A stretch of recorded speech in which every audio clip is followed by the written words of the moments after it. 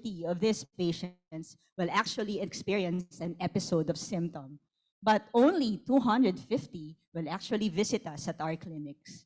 9 of those will be hospitalized, 5 of those will be referred to other physicians, but only 1 will be needing referral to a university medical center. Having said that, we wanted to emphasize that primary care, at the primary care level, it is where we could see the bulk of our patients. And it is in our discipline that is anchored on providing continuing, comprehensive, holistic care across all ages, across all genders, that we wanted to provide a patient-centered, family-focused, community-oriented care. However, having able to do that, we have to continually equip ourselves with the necessary evidence-based knowledge and skills that we need in order for us to deliver such care. And we would like to thank our industry partner, Boehringer Ingelheim, for such opportunities like this CPD activities, as well as our other colleagues in the other specialties for having collaborations with them. And so in the arena of cardiovascular metabolic diseases, holistic care plays a vital role in leading patients towards achieving better health outcomes. Having said that, again, we need to involve their families and help them navigate resources in the community. And this would lead towards better outcomes and improving their quality of life. This is one medical tenet that we share with the partner, with Boehringer Ingelheim, that advancing holistic care in CVM diseases can help more patients actually cope in the different complexities of these diseases. For us family physicians, we are often the first contact care of patients and holds the key to the gates of the healthcare system. But we share this with the other colleagues in the field, not just us. And this is not only a privilege, but a huge, very huge responsibility, since we are already in the midst of the implementation of universal healthcare. Being here to learn the latest developments and updates in the management of hypertension, type 2 diabetes, and other cardiorenal complications would surely be a gainful experience for family physicians like us as we advance holistic care for Filipino families. Again, in behalf of the Philippine Academy of Family Physicians President, Dr. Karine Garcia, and the rest of the Board of Trustees, we thank you, our partner, and let's all have a very meaningful, engaging, and fruitful discussion this evening. Again, good evening to everyone. Thank you, Dr. Ana Guia Limpoco. Our session chair for this evening is Dr. Bien Matawaran. Dr. Matawaran is chairman of the Department of Biochemistry, Molecular Biology, and Nutrition at the University of Santo Tomas Medicine and Surgery, and chief of the section of Endocrinology, Diabetes, and Metabolism at the UST Hospital, Manila, Philippines. To welcome you and give an overview of tonight's program is Dr. Bien Matawaran.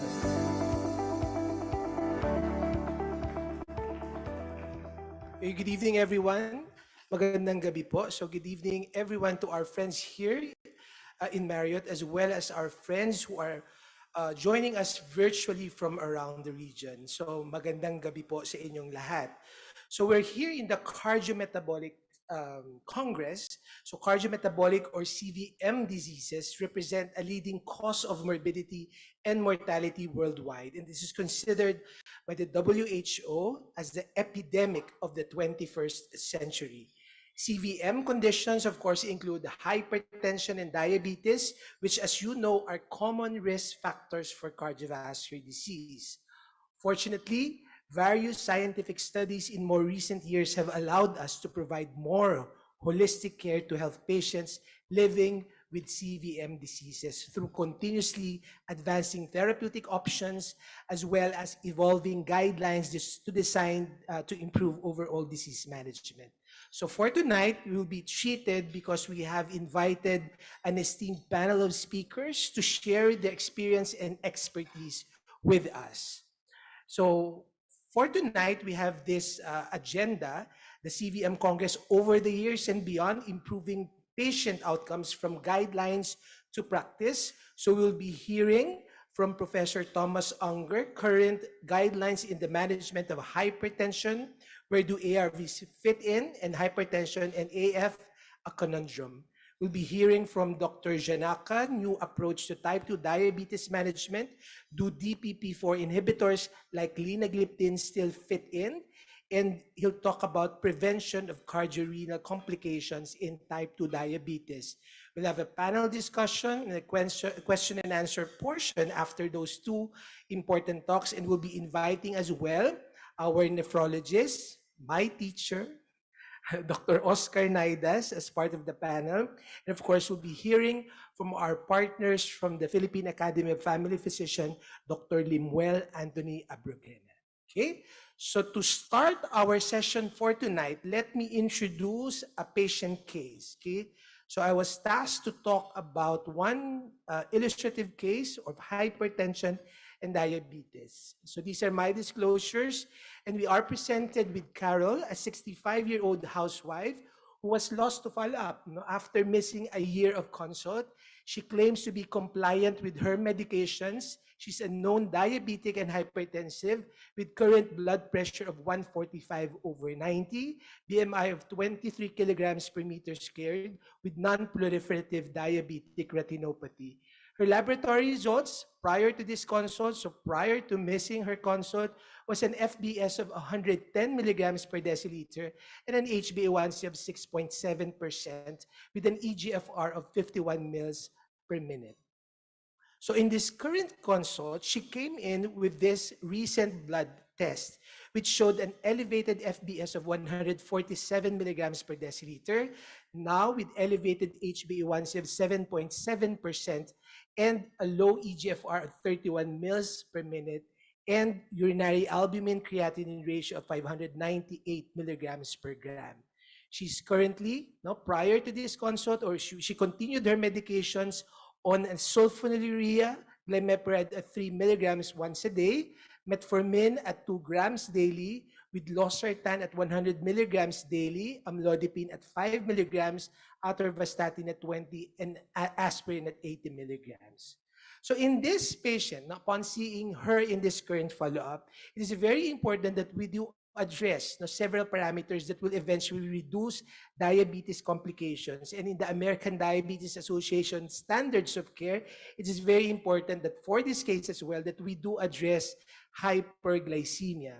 In the ADA-ESD combined recommendation in this holistic person-centered approach to type 2 diabetes management, when we do think of medications for hyperglycemia, we have to think of medications that are highly efficacious in lowering HbA1c, as well as we have to consider the avoidance of hypoglycemia in patients that are high risk, especially our patient who is 65 years old, as well as with CKD already.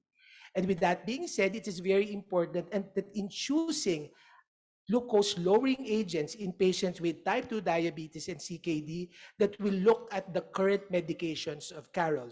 Remember, she has with her a sulfonylurea and metformin. Though they are highly efficacious agents in lowering HbA1c, we have to remember as well the safety profile. For in sulfonylurea, we all know that there is increased risk for hypoglycemia, again, especially in high-risk patients who are elderly, as well as those with renal insufficiency.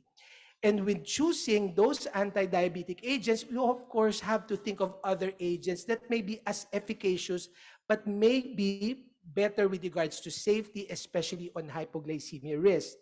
With that being said, we are well aware of two very important CV outcome trials for a DPP-4 inhibitor, and this is linagliptin. We've learned from both the Carolina and the Carmelina trial that linagliptin provided evidence across a broad spectrum of type 2 diabetes duration, cardiovascular, and renal risk, especially in the Carolina, wherein patients were randomized to glimepiride and linagliptin. And this study showed the occurrence of any hypoglycemic adverse event was significantly lower with those patients given linagliptin versus that of glimepiride.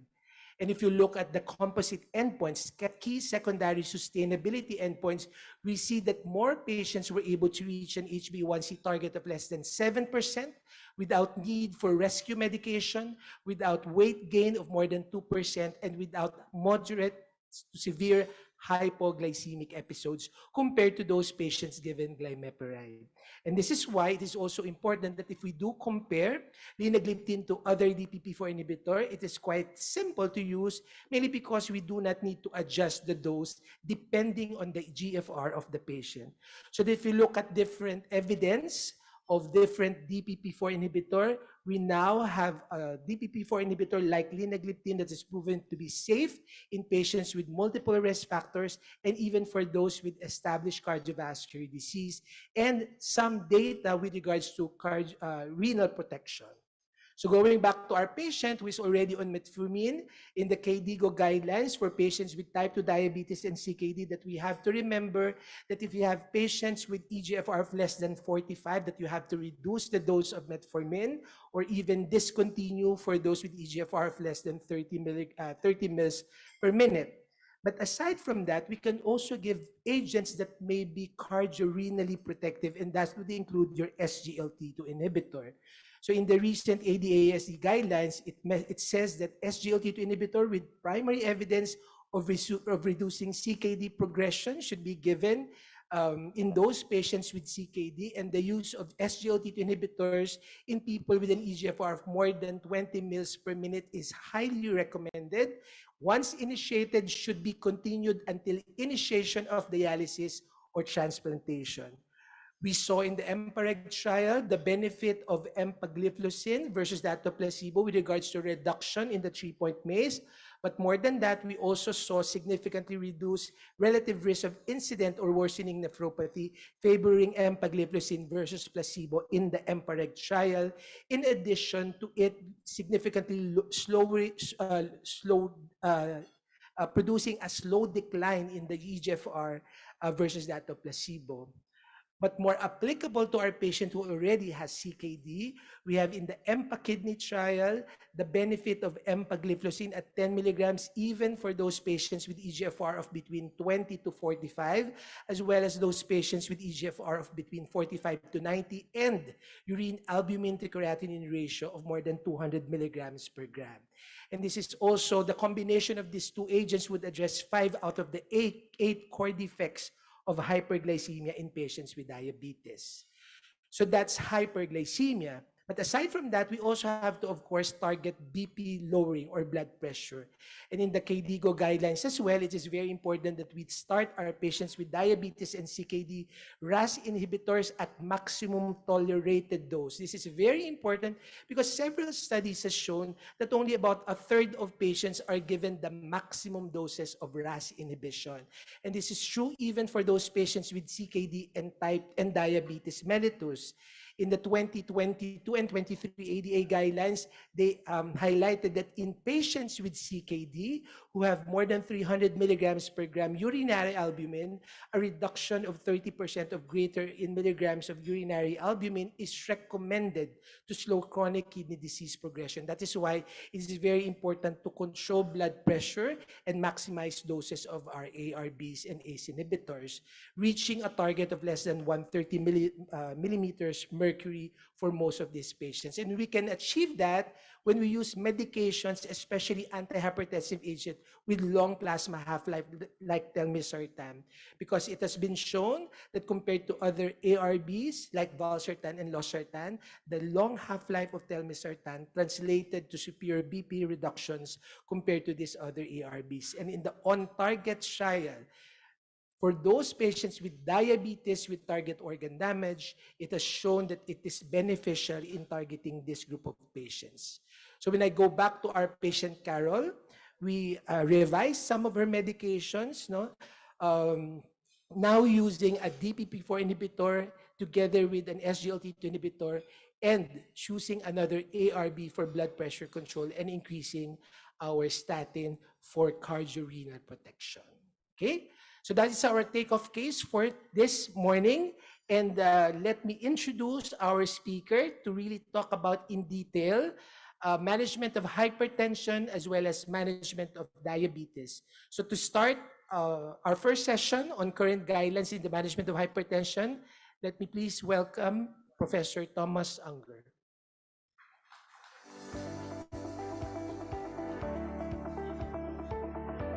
Thank you, Dr. Bien Matawaran. We encourage tonight's attendees to actively participate in tonight's discussion. Please feel free to send in your questions at any time throughout the program, which will be addressed during the open forum. If you are joining us online, you may send in your questions using the Zoom Q&A button at the bottom of your screen. If you are at the venue, please send your questions by using the Q&A tab on slido.com. In your browser, go to Slido and simply type the event code BICVM and then proceed to the Q&A tab. It is now our privilege to introduce to you our first distinguished speaker, Professor Thomas Unger. Professor Unger is Emeritus Professor of Pharmacology and Experimental Medicine at CARIM, School for Cardiovascular Diseases at Maastricht University in the Netherlands. Tonight, he will provide updates on current guidelines in the management of hypertension, followed by a discussion on hypertension and atrial fibrillation. Let us all welcome Professor Thomas Unger.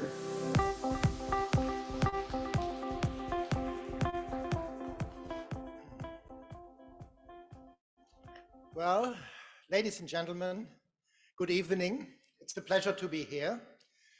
You know, when you come to a country like the Philippines from Europe, there are always two questions that you are asked. The first is, how was your flight? My flight was totally uneventful. I couldn't say anything about that. And the second is, you must be tired. And the third is it the first time you are on the Philippines?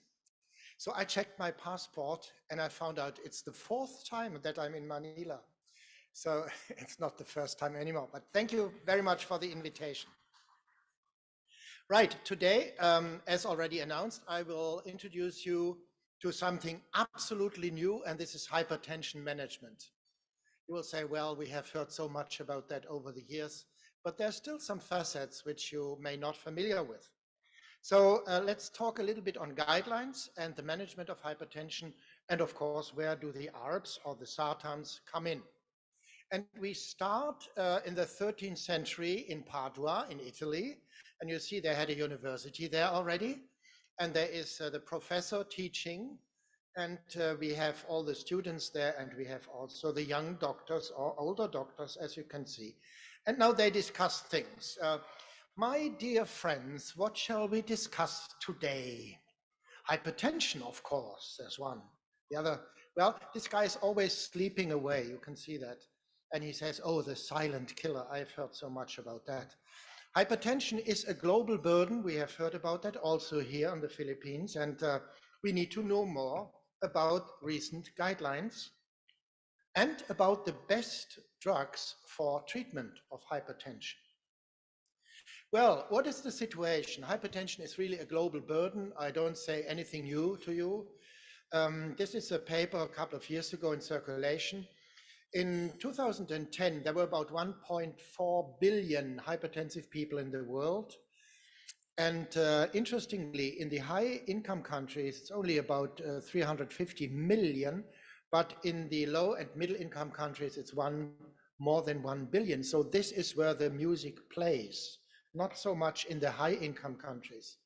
And if we go to the Philippines, we have already heard 38% prevalence of hypertension, which is coming close to what in other countries we also see. Although when you look at this map, you can see that the Philippines in 2010 were still relatively low with the average blood pressure compared, for instance, to some African countries. You also know certainly that the risk doubles, which each 20/10 millimeter increment in systolic and diastolic blood pressure. And when you have a blood pressure of 175 over 105, you have an 8-fold risk. And don't forget, this risk doesn't come alone. It comes together in many patients with diabetes, with coronary artery disease, with other factors, with lipid disorders. And when you take all that into account, you have a tremendous increase in the cardiovascular metabolic risk in these patients. Right, guidelines. I just do it very quickly on the guidelines and compare a little bit what we have. You know that the Americans, the US Americans, always give their guidelines to the rest of the world. The Europeans do it. And also the International Society of Hypertension did it 3 years ago. And I had the privilege to be the first author of this publication in hypertension. Right, and I really confine myself to drug treatment of hypertension. And there is something very special and unique about these guidelines of the ISH published in hypertension. And this is that we took care not only of the industrialized world, like what you see in most other guidelines, but we took care also of low and middle income regions in the world or settings in the world, wherever they are. Because in many settings in Africa, in Asia, but also in rich countries, they don't have access to drugs, they don't have access to all the facilities, equipment, and so on, and to doctors and hospitals. But then they have to deal with hypertension as well. So we tried to divide our guidelines throughout, if possible, into essential and optimal. Let's start with optimal. This is when you're close to a university hospital or whatever, maximal possibilities, and everything is there. Drugs are there, doctors are there, nurses, and also all the equipment. So what can we say about drug treatment? We start as step 1 in, let's say, uncomplicated hypertension, if that occurs, with a double dose, with a combination of a RAS, this is a RAS inhibitor, and a calcium antagonist. This is different from the prevailing guidelines in the US and in Europe, because they also give you a chance to start also with the diuretic, but I'll come back to this. Step 2, we increase the dose to a maximal tolerated dose. That's step 2. If that doesn't work to control hypertension, then we introduce step 3, and now the diuretic comes in, possibly a thiazide-like diuretic, but if this is not at hand, you can also use the thiazide. Then step 4, in resistant hypertension, we add spironolactone, or if this is not tolerated, any other drug that you can think of. So A is always a RAS inhibitor, and this is always there from the very beginning. Exemptions: if patients have mild hypertension and absolutely no additional risk factors, which is very rare, then you can start with monotherapy. Also, if patients are very old and frail, you can also do that, because you don't want to have a precipitous decrease in blood pressure. Now, also exception in patients of African descent. There you can also start with a combination of a diuretic and a calcium antagonist, because that has been shown to be as good as starting with an inhibitor of the renin-angiotensin system, because these patients depend less on the renin-angiotensin system than, for instance, white populations or Asian populations. Now, also, if there are patients with incipient heart failure or post-stroke, then you can also start with a diuretic, of course, because heart failure and diuretics go together. Yeah, this is under optimal conditions. If these conditions are not given, we go to the left-hand side. What is essential? Essential is lower blood pressure with whatever you have. It can be a diuretic, it can be whatever is available, and try to lower blood pressure by more than 20 millimeters of mercury systolic, if you can do that. And optimally, of course, below 140 over 90. So that is quite a difference to the optimal conditions. And you may ask, where is the beta blocker coming in? Because the beta blocker was always there. And in my country, I come from Germany, but I worked in the Netherlands. Actually, the doctors always start with a beta blocker. You can tell them what you want in guidelines. They start with a beta blocker. But in the guidelines worldwide, globally now, we reserve the beta blocker to patients with a cardiac problem, or if they want to have a baby, if they're pregnant, then the beta blocker, of course, is there. And cardiac problems can be tachycardia, post-infarct, coronary heart disease, or heart failure, but not in the first line in the so-called uncomplicated hypertensive patients. So just to summarize this a little bit, in established hypertension, uncontrolled by lifestyle measures, of course, they have to start. We do the drug treatment threshold below 140/90. Well, if there is really a low risk, then we can also say, well, 60/100, but it's not really what I would like to see. And then optimal, if they are below 65 years, we try to give even lower, and we have heard this already, lower to 130/80, because there seems to be a benefit after the SPRINT study. And if they are above 65 years, then again 140/90. And essential, nothing available, reduce blood pressure by at least 20/10.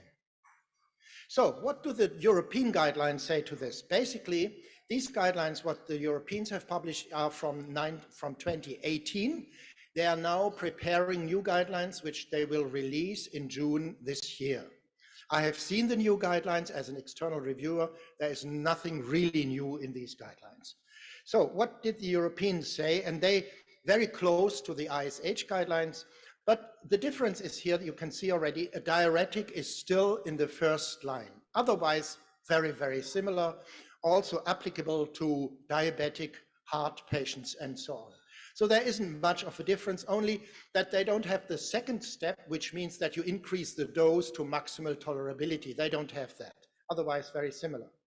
Different from the US American guidelines, ACC/AHA guidelines, which were published in 2017. Because the major difference is really here. As you can see, we and all the others still say hypertension is starting from 140/90. The US American guidelines now say it starts lower. It starts as 130/80. And this is based only on one study, and this is the SPRINT study, nothing else. And overnight, almost half of the adult US American population became hypertensive. Yeah, and how to treat them? You have to treat half of the adult population. This is really a challenge, I would say. But let's see what happens in a couple of years when we all get used to that. So that is the major difference between the US American guidelines and the rest of the world. And I'm really interested to see how they proceed with their new guidelines when they come out. Also, of course, the US Americans were always very proud of diuretics. So they always put diuretics in the first line, even knowing that high doses of diuretics can reduce the tolerance to diabetes. And even knowing that it's always diuretics in the first place, otherwise similar to what we have already heard. Now, so what are the differences? I think the major difference is here with the arrow. Blood pressure definitions of normal blood pressure and stages of hypertension are different. We have to acknowledge that. The world is split now in US and non-US. Inclusion of high normal blood pressure category is also not there. The blood pressure value thresholds for treatment are therefore different because stage 1 is already in US above 130 and you have to treat them somehow. And of course, these guidelines also, like all the others, don't have a differentiation of essential and optimal, what we tried in the global ISH guidelines. Well, coming back to the RAS inhibitors, first line everywhere. RAS inhibitors. Let's talk about this system a little bit. Well, it's old stuff anyway, because that's one of the oldest physiological, biological systems that we all have and share with all creatures in the world, starting from, I don't know what kind of animals, fish, and whatever that we can imagine. They all have a renin-angiotensin system.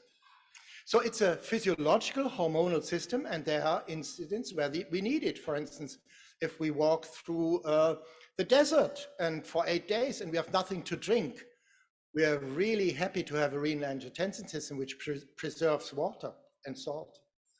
But sometimes it's inadequately regulated. And in many hypertensive patients, this is the case. So even if you have normal angiotensin levels, this is too high for the given situation in blood pressure. So we have to do something about that. So in such case, we need to inhibit the renin-angiotensin system. Right. And of course, there is a lot of evidence that angiotensin through the AT1 receptor is also doing a lot of harm if inadequately regulated. I always have to say that. So you can see that. I don't have to go into details here. But in every organ, the heart, the kidney, the brain, the vessels, that is a problem with angiotensin via the AT1 receptor. So we try to block it as much as we can. And of course, we have two systems that can do that, the ARBs and the ACE inhibitors. Well, both classes, ARBs and ACE inhibitors, they have actions beyond blood pressure reduction. So not only blood pressure goes down, but also they are anti-inflammatory in atherosclerosis, post-MI, post-stroke. They're anti-diabetogenic, anti-proteinuric, delay the progression of renal failure, reduce or prevent left ventricular hypertrophy of the heart, and reduce stroke. All that has been proven in many, many studies in the literature. And of course, on the side of the ACE inhibitors, we have a lot of studies, especially in cardiovascular risk patients, that show the benefits of the ACE inhibitors. No doubt about that. So they can be used in the first line in the framework of the RAS inhibition. Especially the HOPE study was interesting, and I'll come back to the HOPE study a little bit later. But ACE inhibitors have a problem. I was involved in the development of ACE inhibition from the very beginning, from captopril to ramipril and so on. And what we did one day in the lab was a study that I've never published. We measured angiotensin II in the blood of rats, of spontaneously hypertensive rats, which were treated for 12 weeks with different ACE inhibitors. And we measured angiotensin II levels after 2 hours of dosage, and then after 24 hours. And it's easy for you to see that on the left-hand side, after 2 hours, we had a significant decrease of angiotensin. That's what we wanted in all groups. But after 24 hours, there was no significant decrease anymore. So angiotensin levels come back after a day or so. This is not going on for 24 hours when you treat for the next time. And interestingly, in studies here in heart failure patients with an EF of 24, when ACE inhibitors are given, in this case captopril or enalapril, when patients do have angiotensin levels above 16 picogram, which is relatively high, then the survival probability goes down. And this is the problem with ACE, one of the problems with ACE inhibition. It's never constantly there. The next thing that you probably know quite well is cough as a side effect. And this is especially true for East Asian ethnicity and East Asian populations. Actually, in Japan, ramipril, for instance, didn't make it to the market for that reason, because the Japanese said, well, we don't want that, it's too much cough. And of course, then you have the angioedema, which is admittedly quite rare, but when you have it and when it hits the wrong place in the body, like the throat, then it's life-threatening. So there is something about the ACE inhibition, and this belongs mainly to tolerability. So drug withdrawal, for instance, favors ARBs versus ACE inhibitors if you have head-to-head studies, and also favors the ARBs when you do active treatment against placebo. Yeah, that's what it is. ACE inhibitors are good drugs, no doubt about that, but they have a little problem here and there. So I would say that when we compare the sartans with the ACE inhibitors, in my mind, the better is the enemy of the good. I don't say that ACE inhibitors are bad, but the better is the enemy always of the good.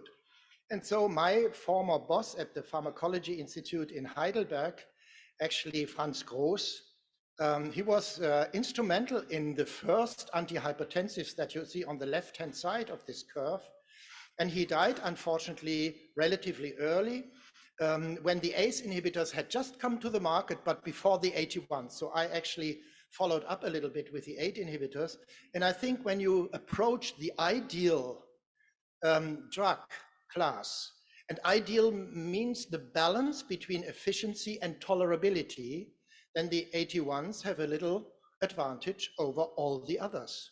We don't know what the ARNIs, what the SGL2 inhibitors and angiotensinogen inhibitors on a genetic level or what they do, but we will see in the future. Well, how about OnTarget and Transcend? Well, this goes actually back to the HOPE study. HOPE study used patients that had a high overall cardiovascular risk. Not all of them were hypertensives, maybe half of them, but some of them had diabetes, some were post-stroke, some of them post-MI, and so on. And OnTarget was, and HOPE was really a successful study, no doubt about that, for ramipril. Now, when we tried to devise a new study with telmisartan, we thought, well, it would be nice to compare ramipril, the golden standard of ACE inhibition after HOPE study, with telmisartan directly in a head-to-head comparison in the same population of patients. And that's what we did with the OnTarget Transcend study. So as in the HOPE study, it's the high cardiovascular risk group of patients. Going back to the HOPE study, great results, no doubt. And this is the combined cardiovascular endpoint and all the parts of it, cardiovascular mortality, myocardial infarction, and stroke. Very successful, which made ramipril one of the best-selling ACE inhibitors in the world. So how about the OnTarget? Well, it was devised as a non-inferiority device. That means it should be significant outcome if telmisartan is non-inferior to ramipril in the same population to protect them. The doses were 80 milligram versus 10 milligram. I think this is a fair comparison. And you see the curves were identical. So the primary endpoint was reached, non-significant difference between the two. But there was a difference here. And the difference was, again, the tolerability. There was significantly more withdrawal in the ramipril group than in the telmisartan group. And when you look at the Asian populations, again, you see that there were almost double withdrawals than in the telmisartan group, in the ramipril group.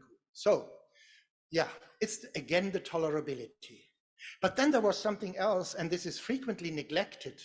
A paper which came out by my friend Hans Mann for the kidney and for the urine, for the proteinuria, which increased over the 5 years of OnTarget Transcend in patients. But you see the increase was higher, significantly more than with ramipril than with telmisartan. So again, the kidney was better protected in the telmisartan group.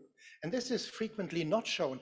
And another picture which is not shown from our studies with OnTarget Transcend, this is now from Transcend, a study which was made in parallel to OnTarget in those patients who were intolerant of ACE inhibitors and therefore could be tested against placebo, not with ramipril, but against placebo. And you see that in the hypertensive subgroup, which was the vast majority of these patients, we had a significant reduction of myocardial infarction with telmisartan against placebo. I think that was an important finding also from this study. Right then, so telmisartan was equal to the world's golden ACE inhibitor standard ramipril in reducing cardiovascular risk, but better tolerated and advantageous in maintaining renal function and heart protection. And he says, yes, this is true, absolutely.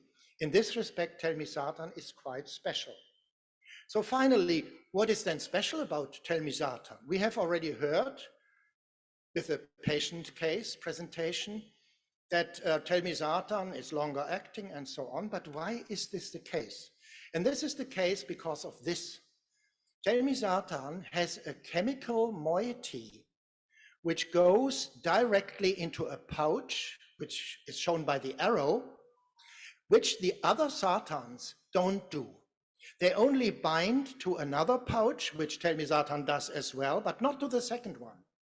And this means that telmisartan has the propensity to bind more tightly to the receptor, doesn't allow angiotensin II to bind to it for a longer time. And this entails all those things that have been said. For instance, longer duration of action, longer half-life in the plasma, penetration into tissues also because it's more lipophilic. So it has some structural advantages over the other sartans, and this may explain a lot of things. For instance, also what you have already seen, comparison with valsartan over 48 hours, and you see that with telmisartan you stay low, valsartan 160 milligram goes up again. And the same true for losartan comparison with telmisartan. Of course, one has also always to be fair in these comparisons. If you use a low dose of losartan and a high dose of telmisartan, you can envisage that telmisartan is better than the comparator. So you really have to be fair. But I think telmi 40 to 80 versus losartan 50 to 100 is a fair comparison. And the systolic blood pressure was more lowered with telmisartan in direct comparison. And the direct comparison also with proteinuria, as you can see, more reduction with telmi than with losartan in the Amadeus study. And this picture you have already seen. Where does it come from? It actually comes from the on-target Transcend study in patients with high cardiovascular risk. And based on this big study, on this big trial, all those indications that you see here in red came to telmisartan, but they were not tested in the others. The others might have given the same results, but they were just not tested. So, and also after the on-target Transcend study, the Micardis, in this case, 80 milligram, was given new indications by the EMEA, which is now EMA in Amsterdam, it was in London before Brexit, and the FDA in the United States. And they, as you see for the EMEA, reduction of cardiovascular morbidity in patients with a manifest atrial cardiovascular disease, history of coronary heart disease, stroke or peripheral arterial disease, or type 2 diabetes mellitus with documented target organ damage. The American recommendations are a little bit more conservative because they say only if an ACE inhibitor is not tolerated, because that was in the Transcend study, but basically they say the same. And this is why this new indication for cardiovascular risk prevention came into the play. So, well, the better is always the enemy of the good. I don't say that the others are not good. And I've been involved in all kinds of advisory boards and whatever, but telmisartan, in my view, is somewhat better. Let's come to the end. So what have we learned so far? We have learned hypertension is a global health challenge. Hypertension control is still insufficient in most countries in the world, if not all. RAS inhibition confers blood pressure reduction and tissue protection. Think of the kidney, think of anti-diabetic actions. New guidelines tell us to begin treatment with a single pill combination, SPC, always including a RAS blocker. That is standard. ARBs are better tolerated than ACE inhibitors, no doubt about that. And compared to other sartans, telmisartan has a superior pharmacological profile, which comes from this structural component. It prevents the morning rise of blood pressure, which is so dangerous, and protects the kidney and the heart. Well done, my friends. You have listened attentively, and I hope you have done the same, and I thank you for your attention.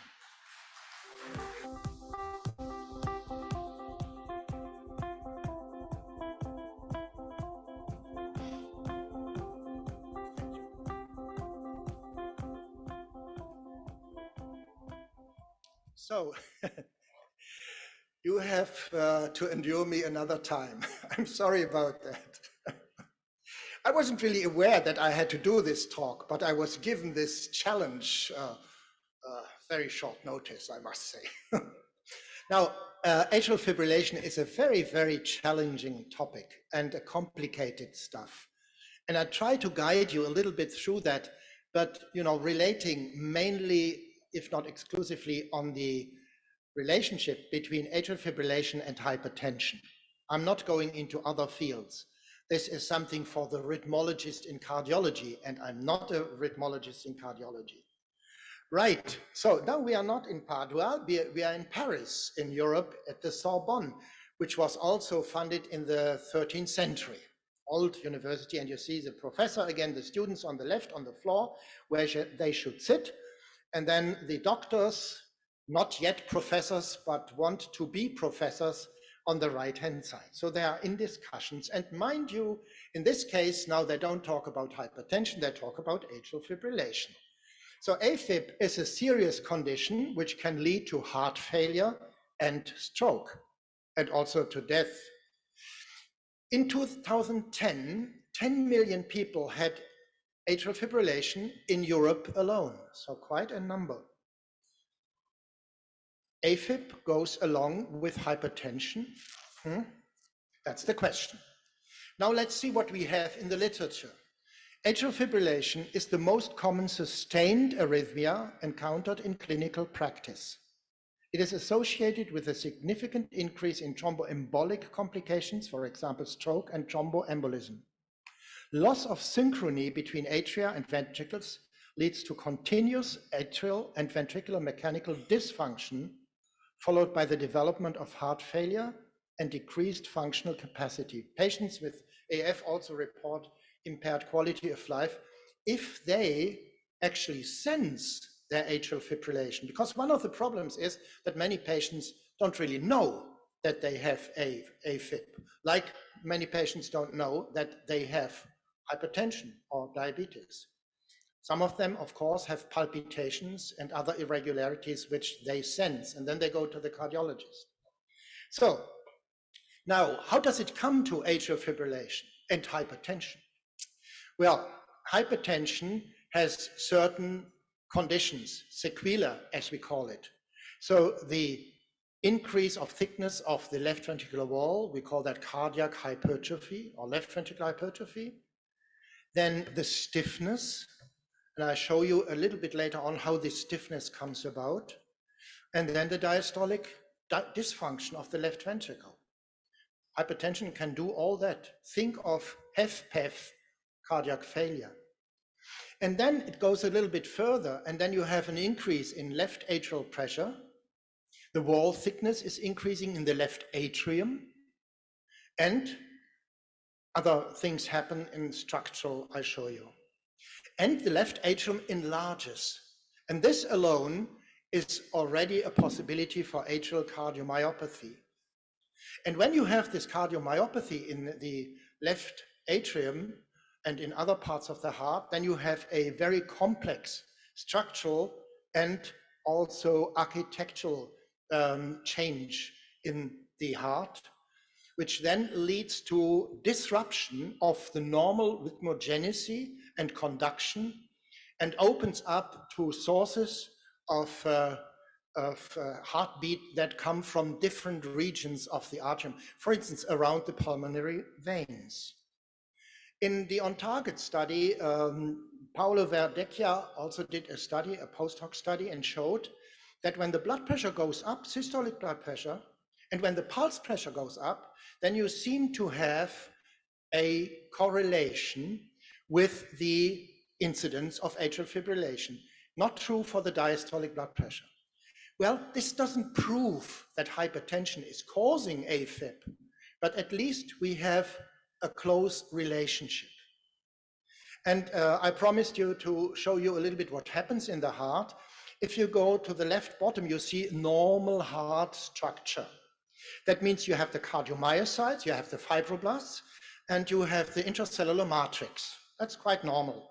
When all these factors work on the heart, the pro-fibrotic factors work on the heart, then the heart changes, and this is on the upper left. And you see that the cardiomyocytes go bigger and are less. Then you have also a change of the fibroblasts into myofibroblasts, which don't do anything correctly. And you have also a thickening of the extracellular matrix. So the distances between the cells, the cardiomyocytes get bigger, and this makes the whole thing also stiffer with the profibrotic cells. And also you have a problem with the blood supply of each individual cell, cardiomyocyte. The factors doing that are all on the right of this, and I'm not going with you through all of them. But of course, there are all the candidates that we know, pro-fibrotic and pro-inflammatory factors that we have been researching about for many years. They all contribute with the genes that they enforce or produce to this stiffness and sometimes also to inflammatory reactions. And if you do a study, a so-called Mendelian randomization study, I'm not going to tell you how this works because I don't really understand it, but in summary, what the authors have found, despite potential limitations, the study provided the first evidence that the relationship between blood pressure and risk of AFib may be causal, suggesting that strict control of blood pressure might represent a long-term effective strategy to reduce the burden of AFib and its associated complications. Again, not 100% proof that hypertension causes AFib, but a close relationship and even a causality which is suggested. Now, a proof might come when you interfere. What happens if you strictly lower blood pressure? Can you prevent atrial fibrillation? Well, this is a very limited, with not too many patients, a study from Italy. And it showed that in this paper, in this study, yes, this was possible. When the blood pressure target was lowered to below 130, as opposed to lower than 140, then you see a significant decrease in the presence of atrial fibrillation, in the occurrence of atrial fibrillation. Again, Verdaccia, who has done this also with his friends in Italy, says, well, yes, but this is only a small study. We need bigger studies to really show a causal relationship. You see that I'm very cautious about that causality. So again, the question, does the RAS contribute to AFib? Well, yeah, probably it does, doesn't it? And would then the blocking of the RAS be helpful? Well, the RAS, you have seen that already, of course, contributes to all kinds of pathologies with the AT1 receptor, if inadequately present, and also to arrhythmia, showing with a thick red arrow. And again, this is a very nice diagram showing how angiotensin could actually do this job. And from top to down, you see a lot of factors that could be negatively regulated by angiotensin via the AT1 receptor, starting from the progression of coronary atherosclerosis, increase of myocyte volume, you have already heard about that, the interstitial fibrosis, which makes the heart thick and rigid. Left atrial pressure goes up, intracellular calcium comes in, and the refractory period of the atrium goes down. So there is more irritability of the left atrium. Ischemia comes, conduction abnormalities, and all that leads to electrical remodeling with new sources, generation of impulses, and finally atrial fibrillation. So angiotensin is certainly not the only factor, but it's important. Right, so if we go on then, there was a study by Fogari and his colleagues showing telmisartan versus amlodipine and ramipril in recurrent atrial fibrillation. And as you can see, telmisartan was significantly better than the others, ramipril in the middle, and amlodipine was the least effective in this respect. So at least there are studies which go into the direction that blocking the renin-angiotensin system by AT1 blockade can do something. And also a review and meta-analysis, which has been done on 4 of these studies, shows a significant reduction of atrial fibrillation recurrence by treatment, in this case with telmisartan. Okay, fine to see that. Right, but we need more studies, we need bigger amounts, bigger numbers of patients. So can we prevent the dangerous sequelae of AFib, especially stroke? We need to avoid blood clotting in the atrium, because from there, as you know, the clots may shoot to the brain and cause a stroke. How can we achieve that? Well, we have to follow a strategy. And the strategy, which you can read up in many papers, is basically always the same. First of all, of course, you have hypertension without known atrial fibrillation. But you have a patient where you have a suspicion of alien atrial fibrillation. And a number of points may lead to this suspicion. For instance, an ischemic attack, cryptogenic strokes, and so on. Once you have the suspicion, you do a 3-step strategy. The first step is you do frequent opportunistic screening. If there is no AFib, okay, you don't have to do anything. The second is long-term non-invasive ECG monitoring, because you need it long-term. There may be AFib for a couple of minutes and then not for a couple of hours, and then again recurrent. And you don't get this if you just do an ECG of 2 minutes. Right, and if again, no atrial fibrillation, forget it. Step 3, you can also implant a loop recorder. Again, no atrial fibrillation, forget it. If it's there, then you have to think about drugs that you can use. And of course, you have to use anticoagulants because you have a problem in the left atrium, which may shoot all these thrombus emboli into the brain. So, and then you go for this same ETT2R2 score. This is a very complicated score. It means that if you have one of the following, this counts, and it counts once or twice according to the significance this of the following has. And for instance, it's female, it's over 60 years, it's a medical history of hypertension, diabetes, MI, and so on. So many, many patients will have at least 2 of these factors. Once they have more than 2, then recommendation everywhere is NOACs. And once they have only 1 or 2 or 0 to 2, then you can still give them warfarin or any other vitamin K antagonist. So what do we have in NOACs? Actually, the NOACs are also called DOACs, new direct oral anticoagulants or direct oral coagulants.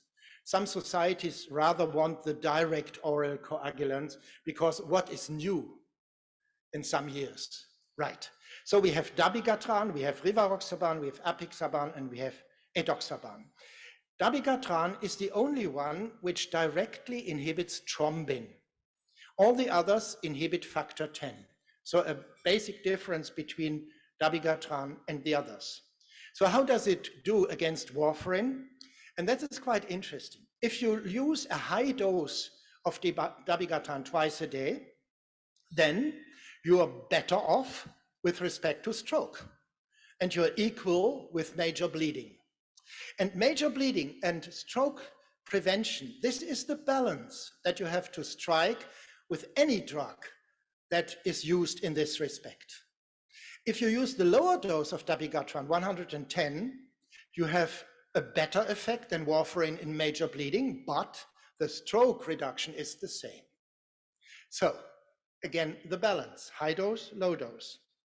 Well, in Asian patients, the dabigatran was quite potent in the RELY study also. And again, the same thing, major bleeding and stroke. You see the high dose in this case was dabigatran better in both. But in the low dose, there was only an advantage in major bleeding, but not in the stroke. Yeah, again, so the question is, which dose do you want to use, the high dose or the low dose? So one of the differentiations that you can use is the age of the patient. If they are below 75 years, then we can use dabigatran 150. And because the advantage that you have in stroke reduction is actually better balanced against the hemorrhagic risk. If they are older than 75 years and have a high risk of bleeding for some reasons, then you would rather go for the lower dose. In kidney disease, in chronic kidney disease, you can actually use both if the creatinine clearance is still above 30 ml per min. But if you have really a problem with the kidney, with lower GFRs and so on, then probably you would go to the lower dose, 110. When compared to rivaroxaban and to apixaban, dabigatran was better than rivaroxaban in terms of several factors, and it was similar to apixaban, using the same factors, using the same goals to measure. So basically, these all do the same. They reduce thromboembolism, but dabigatran does it by direct thrombin inhibition, and the others do it by factor 10. Right, there is a nice registry which is called GLORIA. And on this slide, you see the data from the second part of it, GLORIA 2, so to speak, with close to 2 million patients and 11 years and so on. So this was quite encouraging with low events, stroke, major bleeding, infarction, and vascular death. So quite encouraging. But that was not the end of the GLORIA trial. And the GLORIA trial has been finished now with phase 3, dabigatran versus the vitamin K antagonists, either warfarin or others used in other countries. And the conclusions, I just read them to you. Dabigatran was associated with a 39% reduced risk of major bleeding and 22% reduction risk for all-cause death compared with vitamin K antagonists. Stroke and myocardial infarction risk were similar, confirming a more favorable benefit-risk profile for dabigatran compared to vitamin K in clinical practice. And this was really a study, a registry done globally in clinical practice with more than 23,000 patients altogether globally, and not in selected patients in a clinical trial. So I think, yeah, if there is a high risk in these patients, and many have a high risk, then I would always go for a NOAC or DRUG and not for warfarin anymore. And also there is one particular advantage of dabigatran against the others, because you have an antagonist in your hands. So if there is a risk of high bleeding, or if there is an emergency operation that needs to be done tomorrow or today, you can really give one dose of this antagonist, which is very specific and which blocks the action of dabigatran within hours. And this is what the others don't have. So for that single reason alone, I would rather go for it, even if I have to give it twice a day, in the morning and in the evening, one dose. Right, so we come to the end. So what have we learned here? AFib is due to structural and functional changes in the heart, no doubt about that. Next to age, heart failure, and valvular heart disease, hypertension is a driver of AFib development. Whether it's the cause or not, but it's certainly a driver. Rigorous blood pressure lowering has been shown, I'm very cautious about that, to reduce AFib occurrence and recurrence. We need more studies on that.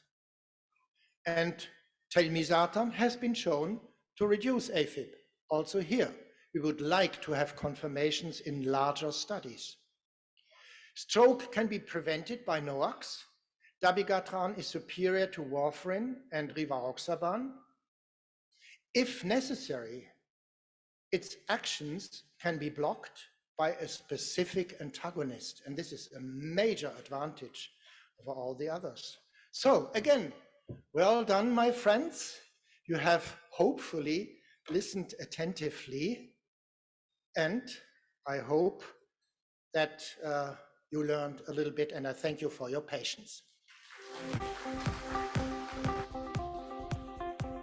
Thank you, Professor Thomas Anger. Our next speaker is Dr. Janaka Karalady, who will take up the new approach to type 2 diabetes management and share important information and insights on the prevention of cardiorenal complications in type 2 diabetes. Dr. Karalady is a clinical reader in diabetes and cardiovascular disease at King's College, London, as well as an endocrinologist at St. Thomas Hospital, also in London. Please welcome Dr. Janaka Karalady.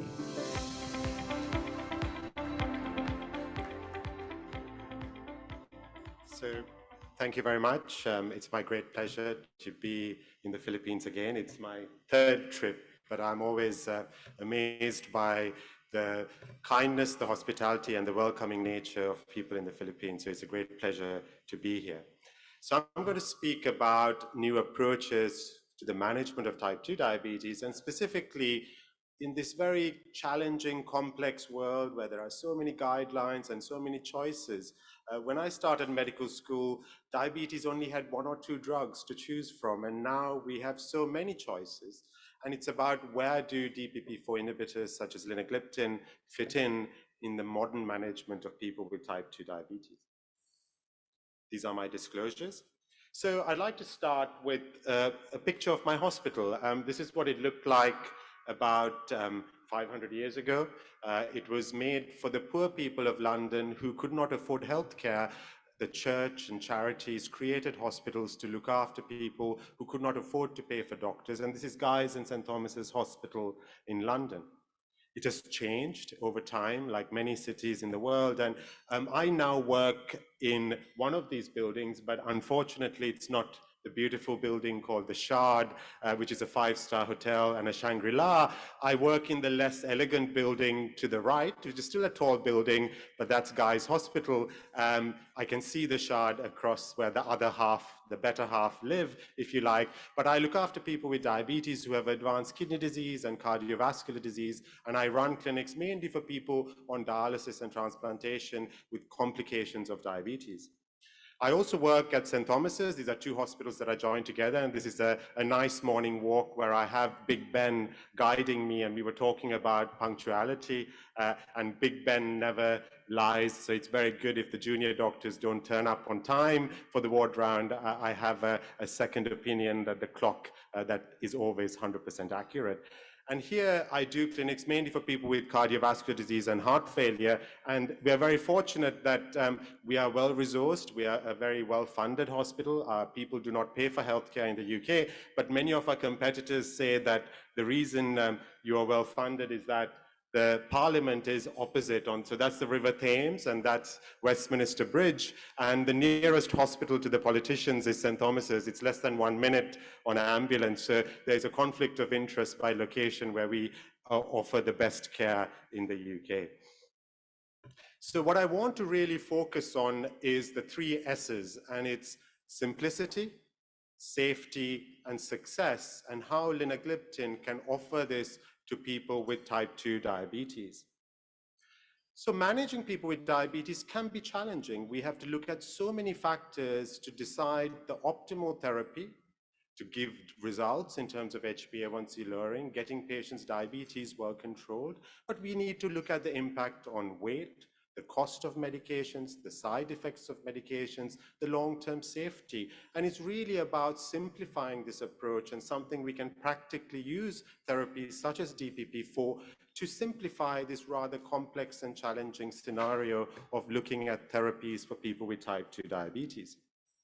So you have seen this slide before, and it's really about focusing also on prevention of complications, and we've heard about the key role of SGLT2 inhibitors such as empagliflozin that really have made a landmark change in preventing heart disease, preventing hospitalization for heart failure, and now the exciting data for preventing kidney disease. But where do DPP-4 inhibitors fit in this scenario of other therapies?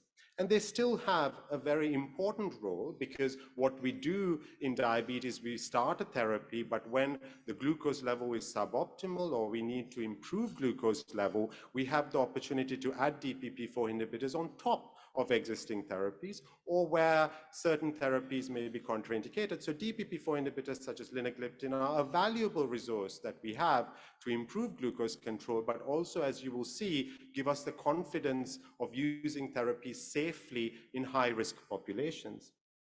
So as you know, the father of modern medicine, and this is, apologies for my Latin pronunciation, but it's primum non nocere. And what this means is first do no harm. The duty of a doctor, especially in lifelong conditions where people take medications for the whole life, is to give drugs that are safe and safe and safe. And this is the importance of therapies that we use for long-term chronic conditions. So a question to keep everyone awake. Which one of the following DPP-4 inhibitors has the broadest clinical trial evidence for cardiovascular and kidney safety in type 2 diabetes? So I think you have Slido, I hope, and we will give you a few seconds to try and answer the question. There's a beep.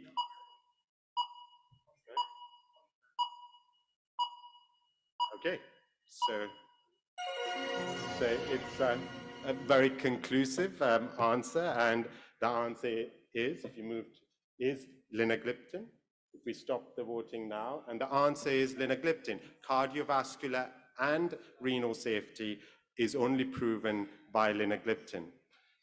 And it's the simplicity that attracts me to linagliptin in the complex patients, but also in the patients across a broad range of disease duration. It's one dose, 5 milligrams once a day.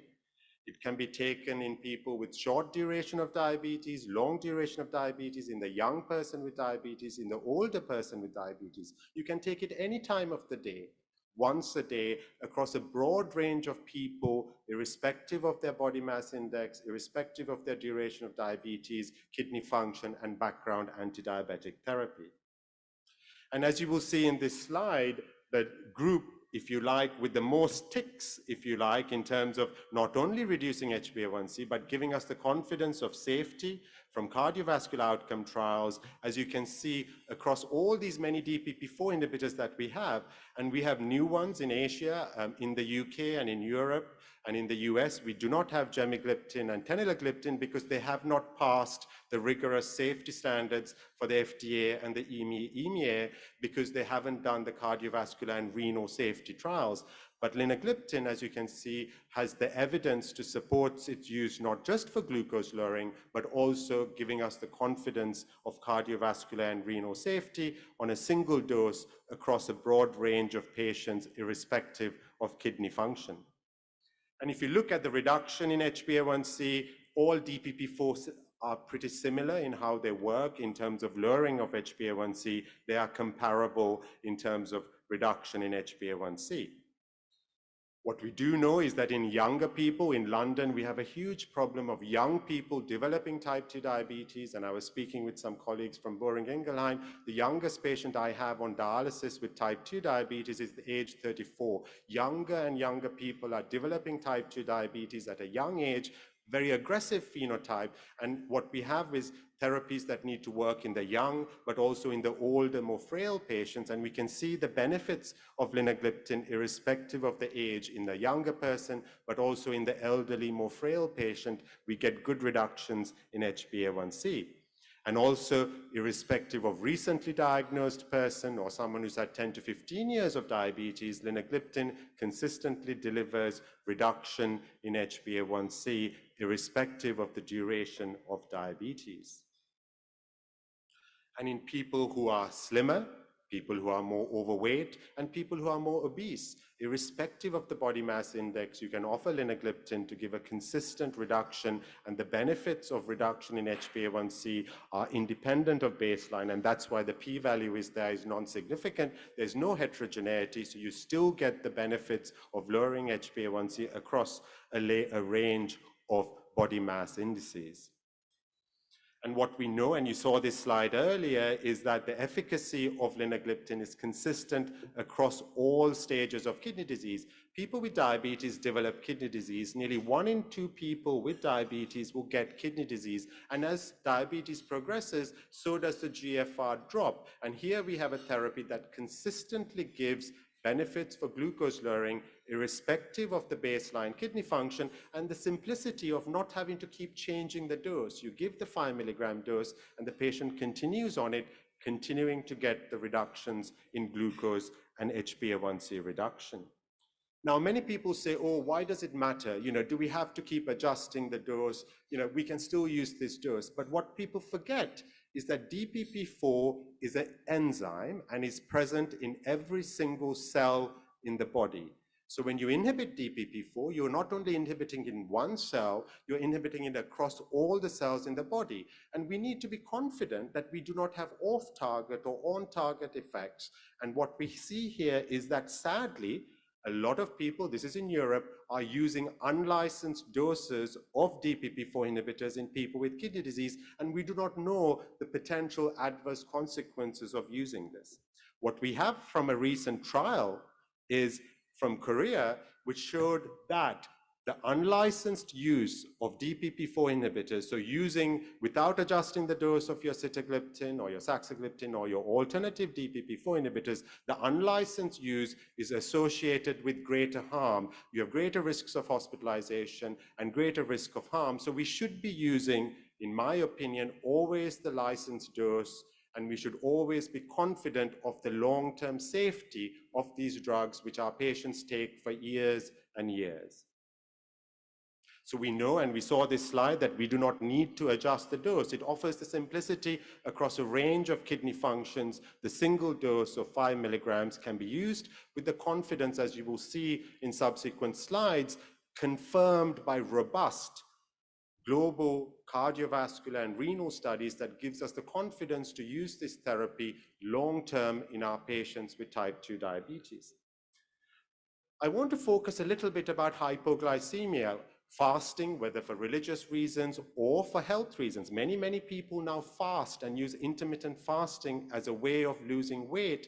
And whether you fast for religious or non-religious health reasons, we must be aware of the consequences of hypoglycemia if you have diabetes. And if you have a therapy like a sulfonylurea, which is not expensive, it is actually very expensive if you get hypoglycemia, and it's to be aware of the risks of hypoglycemia if you compare DPP-4s with sulfonylureas. It's not just the cost, it's the other costs that may happen if someone gets hypoglycemia while fasting. And in the Carolina study, this is the data from Asian patients studied in Carolina, which was a head-to-head comparison, as you heard so elegantly in the first talk, comparing linagliptin with glimepiride, 6 years of follow-up. What we see is that in Asian patients, the risks of hypoglycemia are 75% lower in linagliptin compared to glimepiride. 1 in 3 patients taking glimepiride had a hypoglycemic event, and linagliptin significantly reduces the risk of hypoglycemia at any level, but also severe hypoglycemia that requires assistance from someone else or potentially even hospitalization, which is very costly to the patient, but also to the wider healthcare system. So if you look at how we look at medications for diabetes, we must think just beyond the short term. We must think of the value that a medicine gives, not just the short-term cost, but what is the long-term value. The words sound similar, but cost and value mean different things. You may pay $200 for a full checkup of your car before you take a long journey across a desert, but it gives you the confidence that your car is going to be safe if you're traveling with your family. The cost is $200, but the value is thousands of dollars because you have the confidence of the therapy or the car working and not breaking down. So we must look beyond just cost, but what is the added value that therapies offer us in diabetes? So if you look at quality adjusted life years, which is a way of assessing value, what you can see here is that if you reduce HbA1c, you get long-term benefits, less complications, less damage to your eyes and your kidneys, improvement in symptoms, so you improve quality of life. If you prevent hypoglycemia, you get additional benefits. You feel better. Getting a hypoglycemic event is horrible. No one likes getting hypos. When you get a hypos, the patient often stop therapies and they feel terrible. And you get prevention of hypos improves your quality of life. If you reduce body weight, you have further benefits. And if you prevent cardiovascular disease, if you prevent mortality like with empagliflozin, your quality of life goes beyond the top end. Now you have a therapy like a sulfonylurea, which may lower HbA1c. You improve quality of life, but it comes at a cost. You have more hypoglycemia, you have more weight gain, and actually you're back to baseline. So we need to think beyond just glucose, but what is the added value of therapies that give us benefits for our patients. So I give this example of a taxi driver. For those who are familiar with London, this is the black cab driver, and they're quite wealthy. It's very expensive, black cabs. I use the train or the bus to go to work, but these people have a special type of license. And if you have a black cab license, a Uber license, a Grab license in the Philippines, if you drive a bus or a lorry and you have type 2 diabetes and you are on therapies like a sulfonylurea or insulin, by law, you are mandated to check your blood glucose. If while driving, you have an accident and the ambulance come and the police come and they find that you've had a hypoglycemic event and you have not been checking your glucose, you lose your license for 3 years. So it affects not just your glucose, but your choice of therapies affects your day-to-day activities. And we must think about the occupation of our patients. What do they do before we go for the simpler, less expensive therapy? If you're driving, you have to monitor your glucose every 4 hours if you're driving this type of vehicle, a public vehicle, which gives you the confidence that the person driving is safe. So this is important to consider. And patients have to sign this form, because if the patient has an accident and they go to court and they lose their license and they lose their livelihood, they can say, oh, my doctor at Guy's Hospital never told me I have to record my blood sugar, but here we have to document that we gave this advice, because in a legal scenario, you have to give the best advice to your patients, be it a bus or a lorry. If I'm crossing the bridge at Westminster, I want to be confident that the buses and the cab drivers on these therapies are safe and doing the right thing. So if you look at the DPP-4 inhibitor class, and we have teneligliptin and gemagliptin, which I know are used in the Philippines, but remember, these drugs are not used in the rest of the world because they haven't passed the safety checks as well as the required assessments from cardiovascular outcome trials. So we start with teneligliptin. You can use it as monotherapy, that there is no evidence of its safety in heart failure or in people with kidney disease. There are some concerns with teneligliptin. With gemagliptin, there is no evidence at all in terms of kidney disease and no clinical trials at all. Vildagliptin, no evidence, no cardiovascular outcome trials or renal safety trials. Saxagliptin, there is some concerns, and my cardiologists do not use saxagliptin or alogliptin in people with heart failure because they haven't got the confidence of cardiovascular heart failure safety. Sitagliptin has safety demonstrated for cardiovascular disease and heart failure, but not for kidney disease. And at the top of the class, if you like, at the DPP-4 class, if you were to give a grade, at the top of the class sits linagliptin because of its cardiovascular, renal safety, confidence of using this therapy across a broad range of people. So in a rather complex world we live in, I think linagliptin simplifies the management. It offers a simple, effective way of reducing glucose, but also across a broad range of people with type 2 diabetes. It reduces HbA1c, and it is the only DPP-4 inhibitor that has a cardiovascular and kidney safety profile demonstrated, as you will hear in my next short talk, across a unique, robust, global cardiovascular outcome trial program. And it is an option that we should consider more and more as an add-on therapy or as monotherapy for people with type 2 diabetes. So thank you very much for your attention.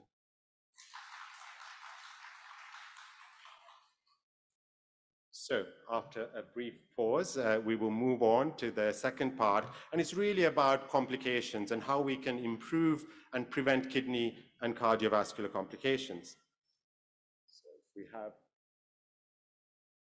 So I show this diagram to tell us that, as you heard from the previous lecture by Professor Unger, I see the heart and the kidney as being partners with diabetes in this kind of combination. They have a synergistic complementary, but also they're like a happy or unhappy marriage. They're connection together. If one goes worse, the other gets worse. They're connected. If you have kidney disease, you will have heart disease. If you have heart disease, you will have kidney disease. And having diabetes just complicates this because of all these pathophysiological processes, from activation of the renin-angiotensin system to salt and water retention. There's intricate pathophysiological processes that drive combination of heart and kidney disease in people with diabetes.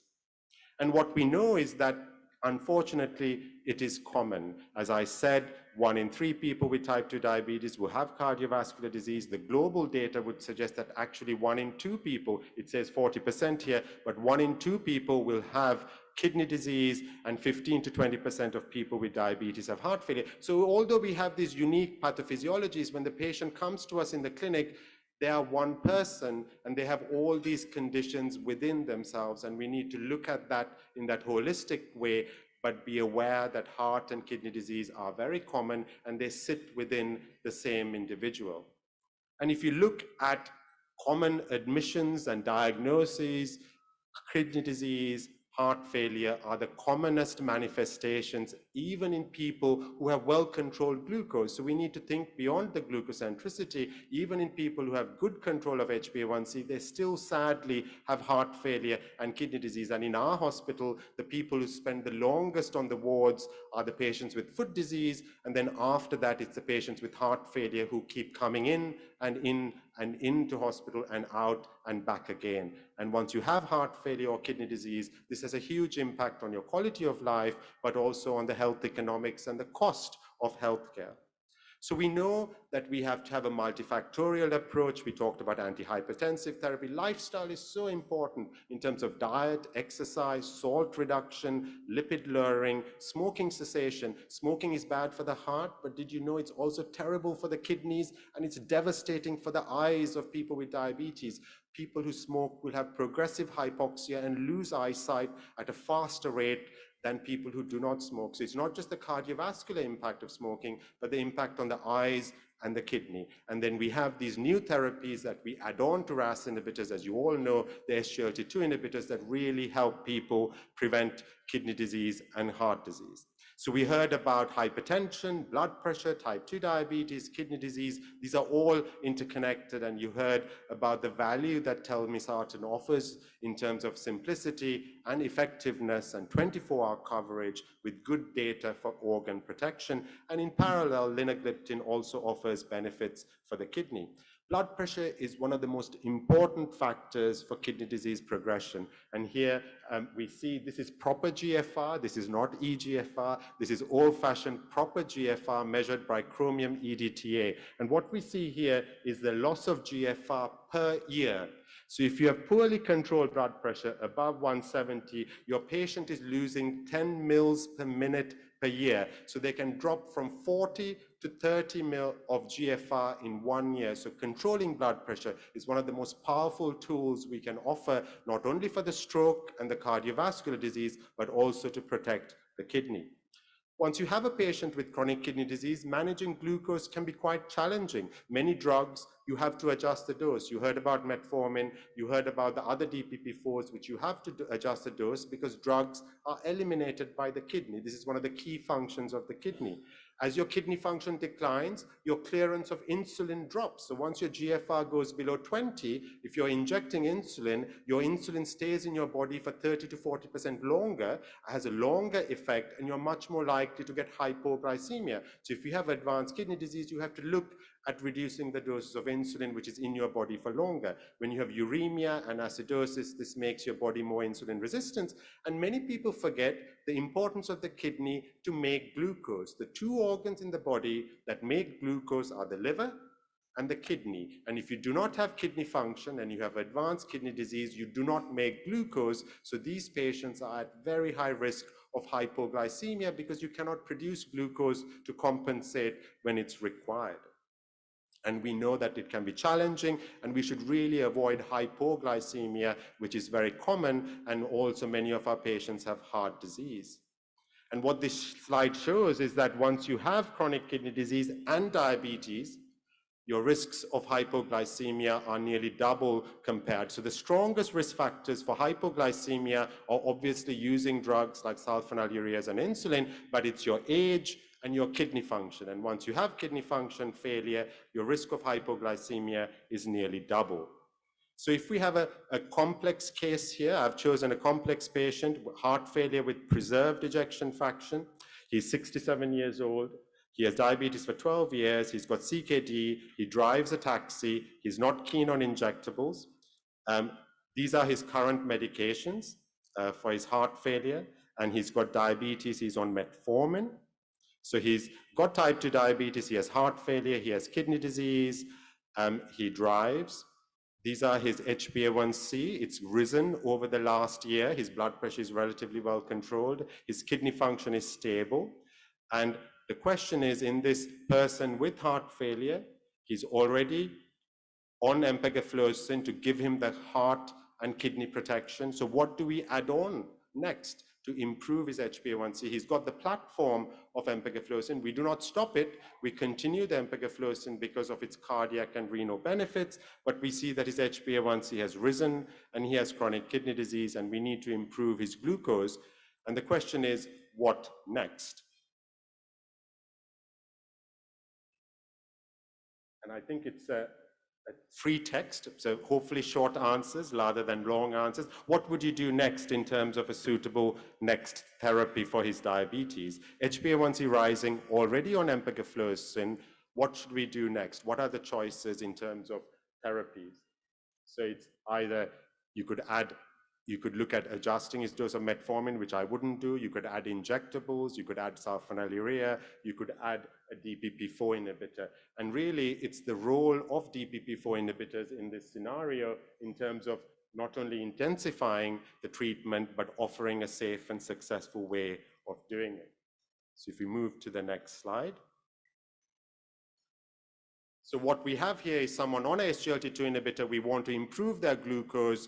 And what we do is we continue the empagliflozin, but we add on the DPP-4 inhibitor like linagliptin that gives us the confidence of long-term safety. And why do we choose linagliptin? Because as I said, saxagliptin, alogliptin, gemagliptin, teneligliptin, sitagliptin do not, in my view, meet the standard for cardiovascular and renal safety. And these are the drugs I would avoid using, and I would prefer to use linagliptin because its simplicity. You can use it across all ranges of kidney function, but most importantly, I have the safety data that you will see next of long-term kidney and cardiovascular benefits as well as safety.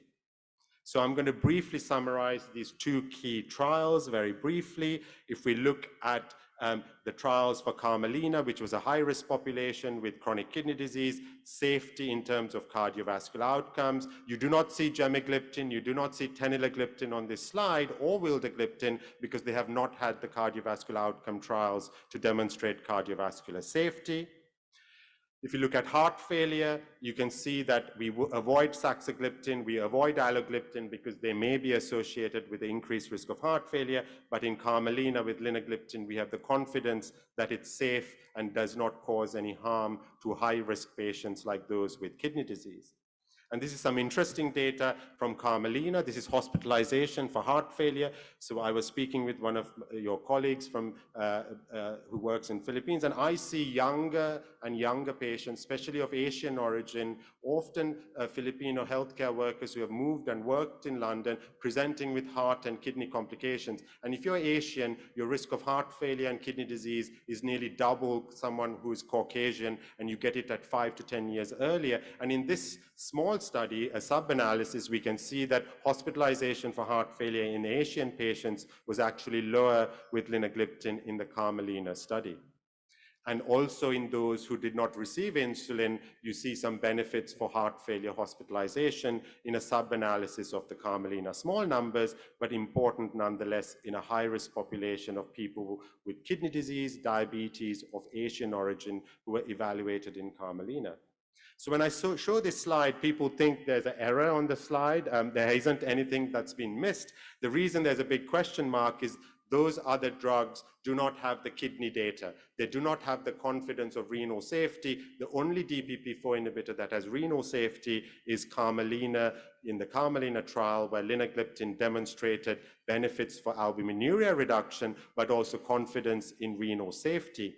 And in Asian patients, you see the same benefits. You see the benefits for hospitalization for heart failure, but also the reassuring renal safety in Asian patients studied in the Carmelina trial where linagliptin was used. So the kidney and cardiovascular safety is robustly demonstrated here in this trial of Carmelina, which is one of the, if you were to do a trial of high-risk patients, I always say, come to my clinic.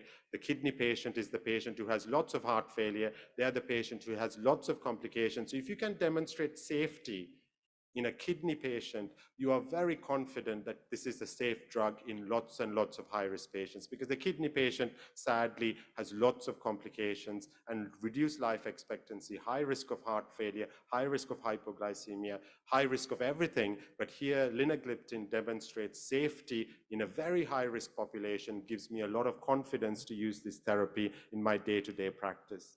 So again, you can see that the benefits, we saw this data earlier, HbA1c reduction continues irrespective of the kidney disease with the same 5 milligram dose that you can take once a day. So we saw this in terms of the kidney outcomes. The albuminuria progression is quite important because we can see in a high-risk population that reduction in albuminuria on top of an ACE inhibitor, on top of other therapies, you get this benefits of linagliptin in reducing albuminuria, developing and progressing. Albuminuria is a biomarker of kidney damage, and one would hope by lowering albuminuria, this is very good. It's an early sign. We don't have the long-term data for kidney failure, but it's a good sign that the kidney is being protected by the effects of linagliptin, preventing albuminuria from getting worse.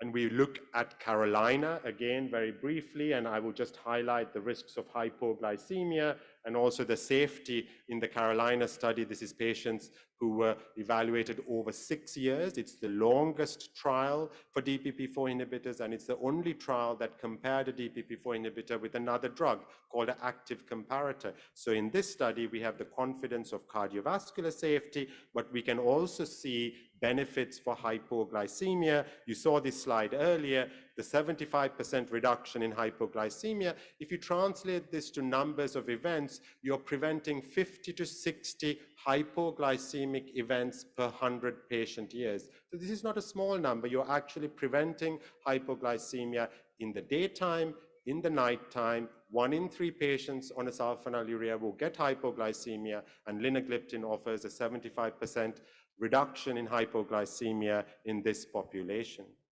So we have the confidence of clinical trials from Carmelina and Carolina, but also the real-world experience of using this drug in more than 30 million person years. The drug has been around for just around 10 years, and it offers us a unique option of giving our patients a safe, successful, simple treatment to really improve outcomes and improve quality of life. So a summary, if you like, and again, linagliptin remains the best student in the class, if you like, in Dr. Unger's class. It's at the top of the class because of these benefits that we see, not only for glucose lowering, but the cardiovascular and kidney safety, the ability to use it across a broad range of patients, from early disease to late disease, with or without kidney disease, irrespective of body mass index or age, a single dose offering a simple, safe, and successful treatment for people with type 2 diabetes. So to conclude, it's proven in terms of its success in lowering HbA1c. It's the only DPP-4 to have cardiovascular and kidney safety. It is flexible, it is simple, you can use it across a broad range of patients. And remember the 3 S's for linagliptin: simplicity, safety, and success in managing people with diabetes. And in this very complex world we live in, simplicity, in my view, is the ultimate sophistication. We often complicate life. We complicate day-to-day things, and simplicity is key, and linagliptin offers you simplicity, safety, and success in managing patients with diabetes. Thank you so much for your attention. Thank you, Dr. Janaka Kanalady.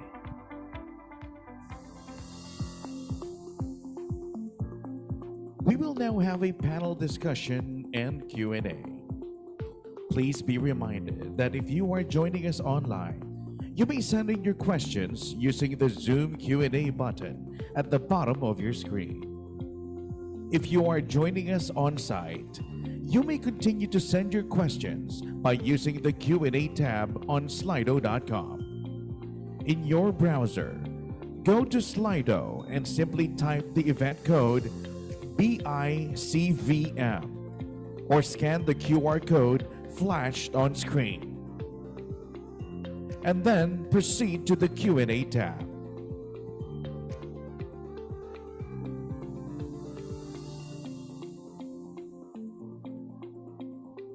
Gracing the panel discussion with his expertise is Dr. Oscar Naidas. Dr. Naidas is past chairman of the Department of Medicine, St. Luke's Medical Center, Quezon City, and past chairman and associate professor of the Department of Medicine, St. Luke's Medical Center, College of Medicine. Let's welcome Dr. Oscar Naidas, along with Professor Thomas Unger and Dr. Janaka Kanalady. The panel discussion and Q&A will be moderated by Dr. Bien Matawaran. Okay, thank you very much again. So welcome to the panel discussion. You can again forward your questions using the Slido app as we'll address our two speakers and of course, Dr. Naidas for his reaction. So I don't have any questions yet in the Slido. Let me probably ask Dr. Naidas first because as a nephrologist, let me just say that you probably will be the victim of uncontrolled hypertension and uncontrolled diabetes. Can you give us short takeaways from the talk of Dr. Unger with regards to telmisartan, and of course, Dr. Janaka with regards to use of linagliptin in patients, for example, with hypertension and diabetes with regards to the consequences in the kidneys?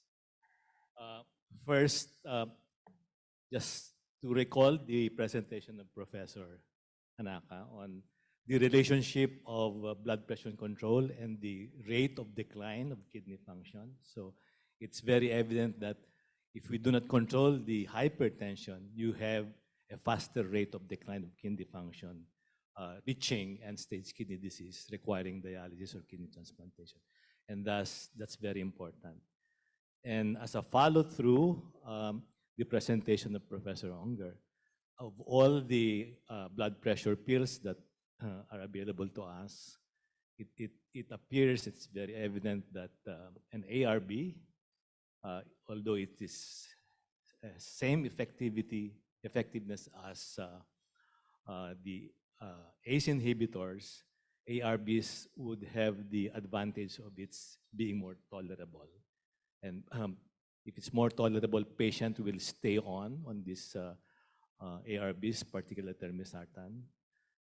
And that leads to a better blood pressure control. And the long term, it will prevent faster rate of decline of kidney function.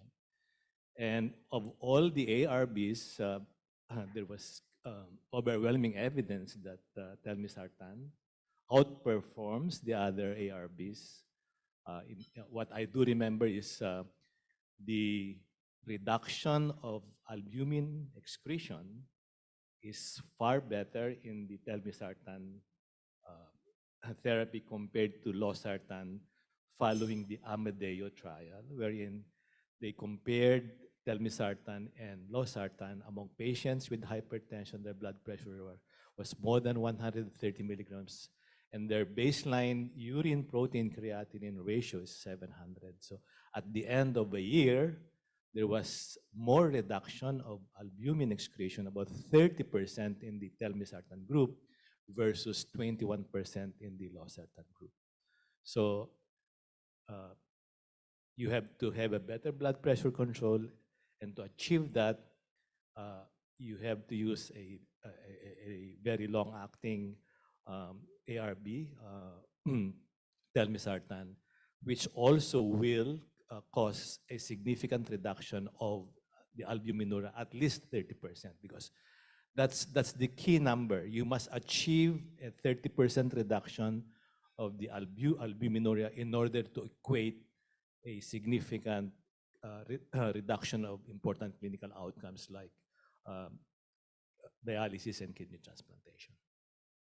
Okay, thank you very much, Dr. Naidas. So before we answer the questions here in Slido, I'll go back to the patient case for a bit and probably ask questions to the three panelists. So for Professor Unger, so the patient case that I've shown you was on losartan, so 50 milligrams twice a day, and I opted to shift that patient to telmisartan at 80 milligrams. So since we are a mix of primary care, of family physicians and endocrinologists, is there an issue with regards to how to shift the medications with regards to timing of those? So meaning, does it really matter if you start, for example, your telmisartan in the morning or in the evening? If you, because that patient was also on amlodipine, do you need to split the dose, meaning one in the morning, one in the evening, or it really doesn't matter? Because there are even fixed dose combinations of telmisartan and amlodipine, right?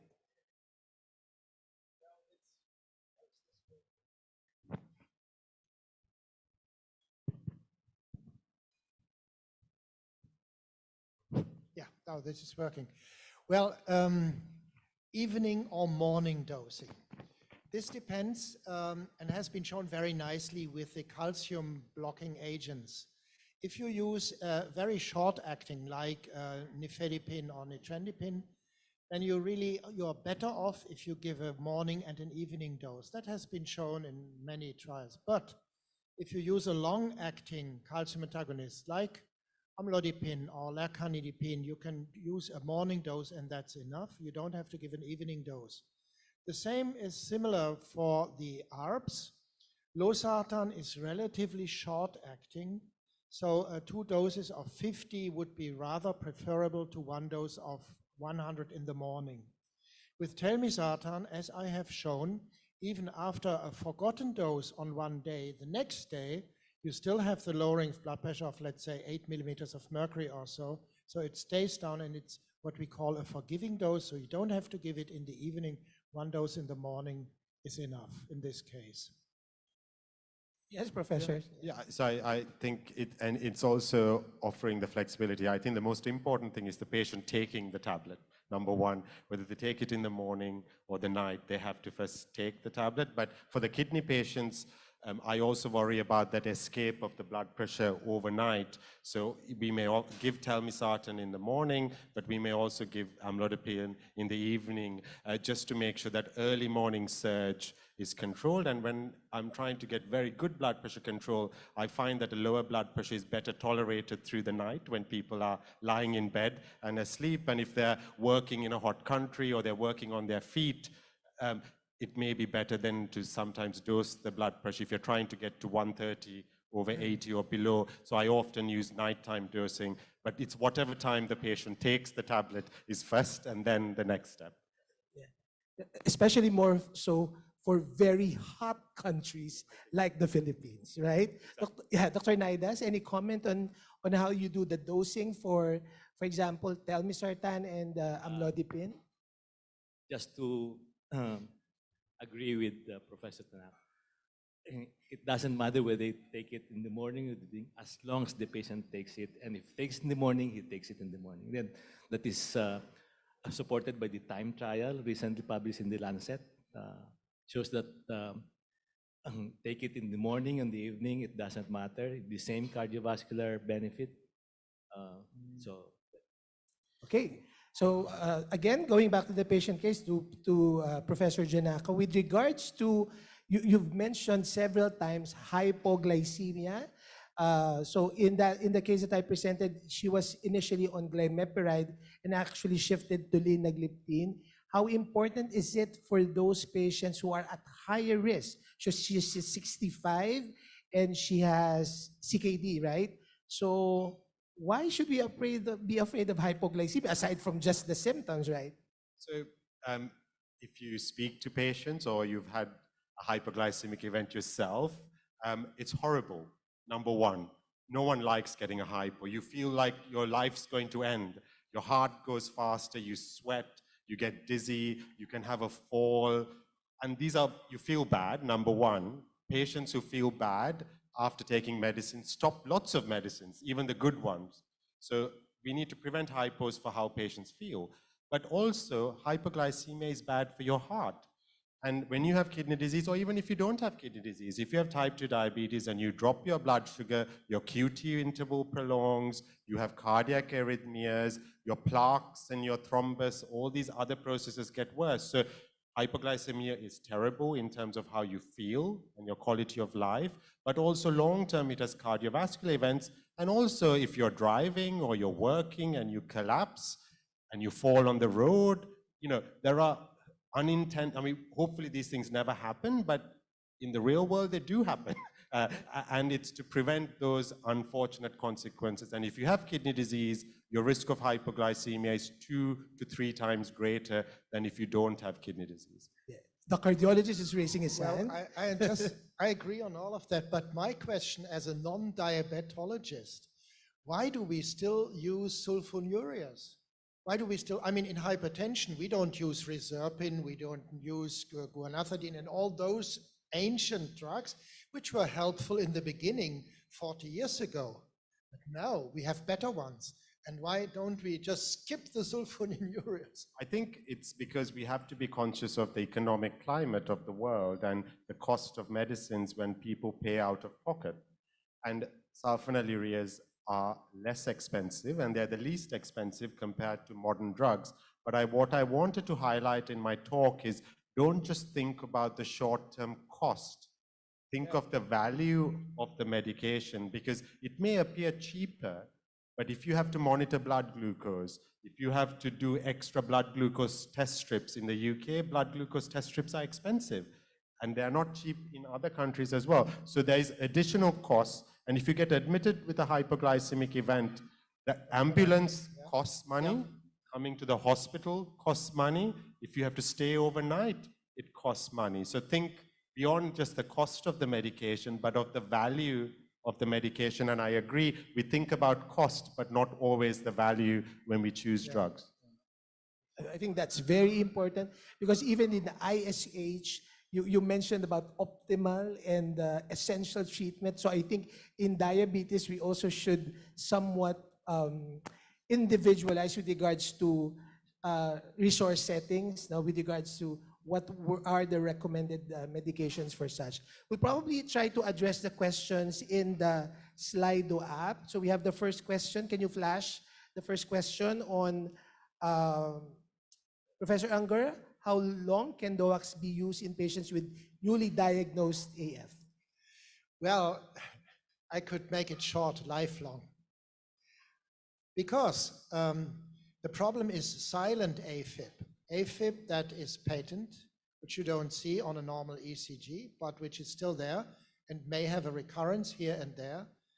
And if you don't have these patients on a NOAC, in this case, you don't know when AFib is coming and going on a normal basis. So you really have to do it. It's the problem that we always have with preventive measures. Because if nothing happens, no stroke, you say, oh, that was due to my preventive measures. But if you stop doing it and a stroke comes along, then you regret it, because you should have done preventive measures with the NOACs.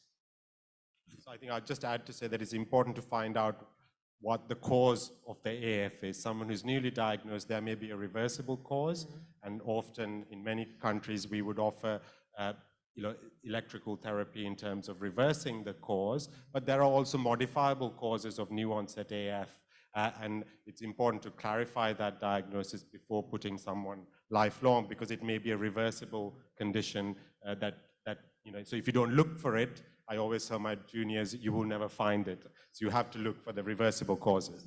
That's true. But even if you reverse it for a while, there may be a recurrence. And that's the problem. So we'll continue asking the cardio question to you, Professor, on use of flecainide as a pill in the pocket for Yeah. EF. Yeah. Actually, most, if not all, antiarrhythmics have been tried. And to my knowledge, the only reasonable stuff is if you do a electrical reversal and then after that you use amiodarone. And sometimes amiodarone helps if you load it with a high dose and then go to a low dose for a certain time. But you're never sure whether you can prevent atrial fibrillation with that. So basically, we don't really have good drugs at present that are devoted to reduce or even to prevent atrial fibrillation.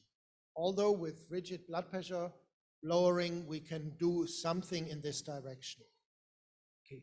So we'll take the next question probably to Dr. Naidas as well as Professor Janaka on use of telmisartan in patients with elevated that's above normal urinary albumin creatinine ratio, but with blood pressure of 120/80. So ARB use for patients with above normal ACR but normal blood pressure. Professor Janaka. So I think this is a very, very good question. It depends, on other factors. How old is the patient? Are they frail? What are their other coexistent risk factors? Do they have CKD? Are they high risk of stroke, etc.? But let's assume those are clarified. My reading of the literature is that your blood pressure and your albuminuria reduction dose response curves are different.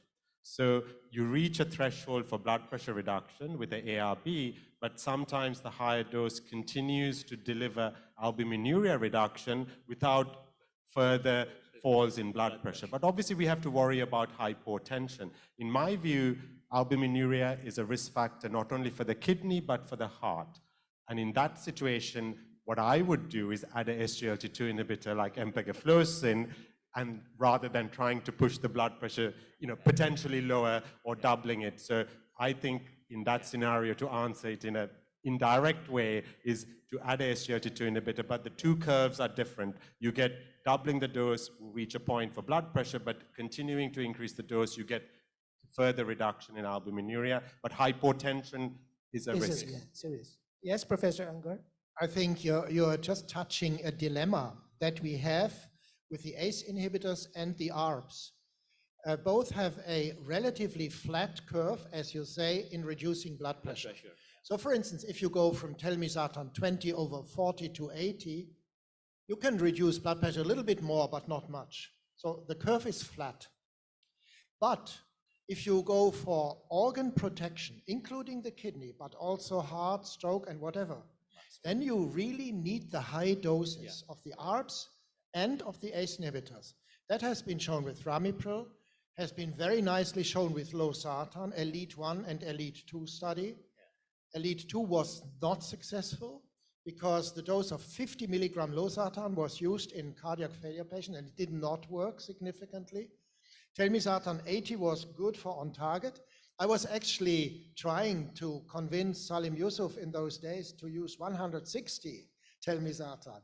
But then he said, well, that would be nice, but in many countries, we cannot use 160 because the doctors don't want it. Doctors don't want high doses. Yeah. But the blood pressure wouldn't be reduced much more. Yeah, right.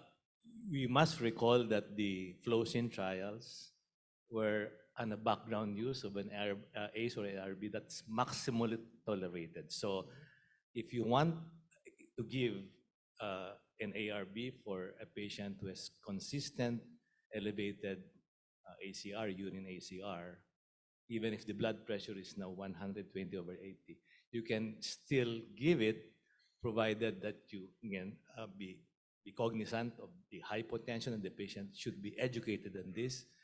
And it's very important because you are after reduction of urinary albumin excretion. It's for organ protection. Yeah, I was about to ask you earlier when you mentioned about comparison on kidney outcomes of losartan, especially albuminuria versus telmisartan, that the benefit was shown that is independent of the blood pressure lowering. I think we have to specify that the benefit of telmisartan versus losartan was actually independent of the blood pressure lowering, right? They achieve the same blood pressure control. Okay, so I think we also have a question, Professor Janaka. Is it safe to use linagliptin as first-line medication for young, newly diagnosed type 2 diabetes? Yes. Yes. He actually said that it is a good drug for a broad range of... Yeah. And also some patients, in my experience, the younger patients are not very good taking tablets generally, who have busy lives, and trying to get them to take metformin 2-3 times a day. They don't eat regularly. If you take metformin, you have to take it after your food on a full stomach. It's a bit complex. You can use slow release. So I think the first thing is compliance, and the fact that you can take linagliptin any time of the day offers simplicity, and it doesn't cause hypoglycemia, so you would use it in preference to a sulfonylurea. But obviously metformin is recommended as long as the patient takes it, or if they can't take it or don't want to take it, then you would give linagliptin. So you mentioned earlier that you also see a lot of Asian patients in the UK, because I don't know if you see the same thing, because there's data, at least in Asian population, in Asian cohort, that actually DPP-4 inhibitors are actually more potent when given among Asians versus, for example, Caucasians. And do you see the same thing? For sure. So, one of the advantages of working in London is the multicultural population. So I have patients from the Philippines who have come in recent years, but people from Hong Kong, from Vietnam, and in patients of Asian origin, DPP-4 inhibitors are far more effective. And that's why in Japan, for example, first-line therapy is a DPP-4 inhibitor, and also they're more intolerant of drugs like metformin. So if I have an Asian patient, I would offer a DPP-4 inhibitor like linagliptin first. I think patients' ethnicity and heritage influences how people respond to drugs. Okay, so we have a question here. I don't know if you'd like to answer this, Professor Unger, on giving 2 different antihypertensive medications on alternate days. So since probably we've been talking about long-acting antihypertensive agents, some would probably give alternate days of telmisartan and amlodipine. Comment on this? The only answer I can give, please don't. Please don't. I mean, is it Monday and Wednesday? Oh, when did I have to? So patients will forget everything about it, and this results in stopping the medication. This is deleterious. Please, please don't. Give them a single dose combination, if possible, and there are many on the market now, and that can be given in the morning, every day, lifelong. That's what it is. Okay, so as we say in the Philippines, my forever, no, for hypertension management, and that is taking your anti-diabetic medications. Okay, so we'll ask question number 2, probably to Dr. Naidas or Professor, on the use of, because you've shown earlier the DPP-4 inhibitors. At least in the Philippines, we have teneligliptin and gemagliptin. One of those 2 medications have actually a high renal excretion, and yet they claim that they can be given once a day. So we don't have gemagliptin or teneligliptin. It's not available in the US or Europe. And I've looked at the pharmacokinetic studies, and they're from 6 or 7 patients, and they look at the area under the curve after exposure to the drug in someone with stage 5 kidney disease. So generally, if you're renally excreted and you've got kidney failure and you give a drug, the drug stays in your body for longer. You need to reach a threshold of 2, the area under the curve, after the dosing to have mandated dose reduction.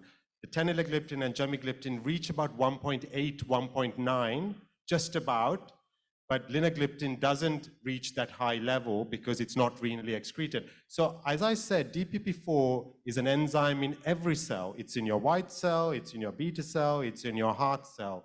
Why do you want to give a drug that may have off-target, unsafe effects if the dose remains high in kidney disease. So I think my view is safety, number one, and that's why I would use linagliptin as a preference, because the other drugs don't have the evidence from pharmacokinetic studies, but also the clinical outcome data for clinical confirmation. Dr. Naidas agrees with Professor. Okay, so we'll take question number, but I'd like to somewhat, so question number 2 is there a role for more potent ARBs like telmisartan in mild or treatment-naive hypertensive? So I'll probably rephrase that question, because probably for those patients who just have hypertension, because I think as you showed in your slide, particularly for the high-risk patients, high risk for cardiovascular disease, the evidence is compelling for telmisartan, so that some would actually start patients just hypertensive, not of high cardiovascular risk, with less potent antihypertensive medications like losartan. So, is that? Well, I think we have to distinguish here what kind of patients we have in front of us. There are some patients who run about with a slightly elevated blood pressure. Well, in the United States of America, even if they run along with 132/82, they're already hypertensive, and something has to be done. But let's look to the rest of the world. Let's say a patient has just 145/85 or something like that.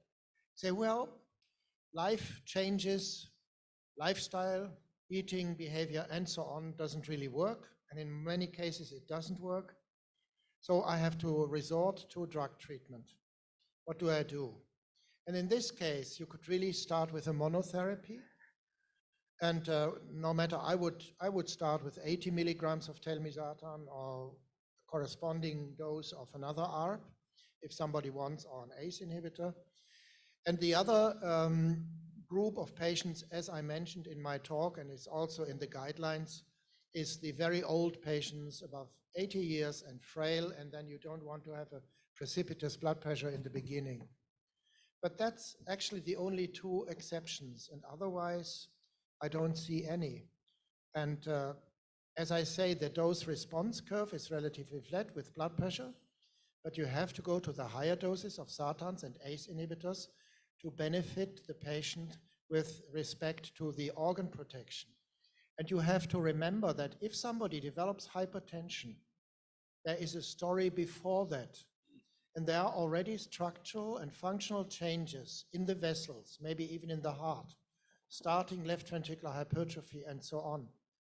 And why not try to prevent these changes, which eventually lead to hypertension or kidney disease and so on? So starting early and looking that blood pressure is really controlled very early on, even if somebody has only mild hypertension. Okay, Dr. Naidas. So we're actually over time. So we'll probably ask our 2 panelists short takeaways, no, with regards to hypertension, diabetes, and of course, as I've said, the victims of uncontrolled hypertension and diabetes. Dr. Naidas, our nephrologist. Dr. Naidas, takeaway? Okay, so control blood pressure, control good glycemic control. You use the best available drugs, and don't forget to add the Flozin.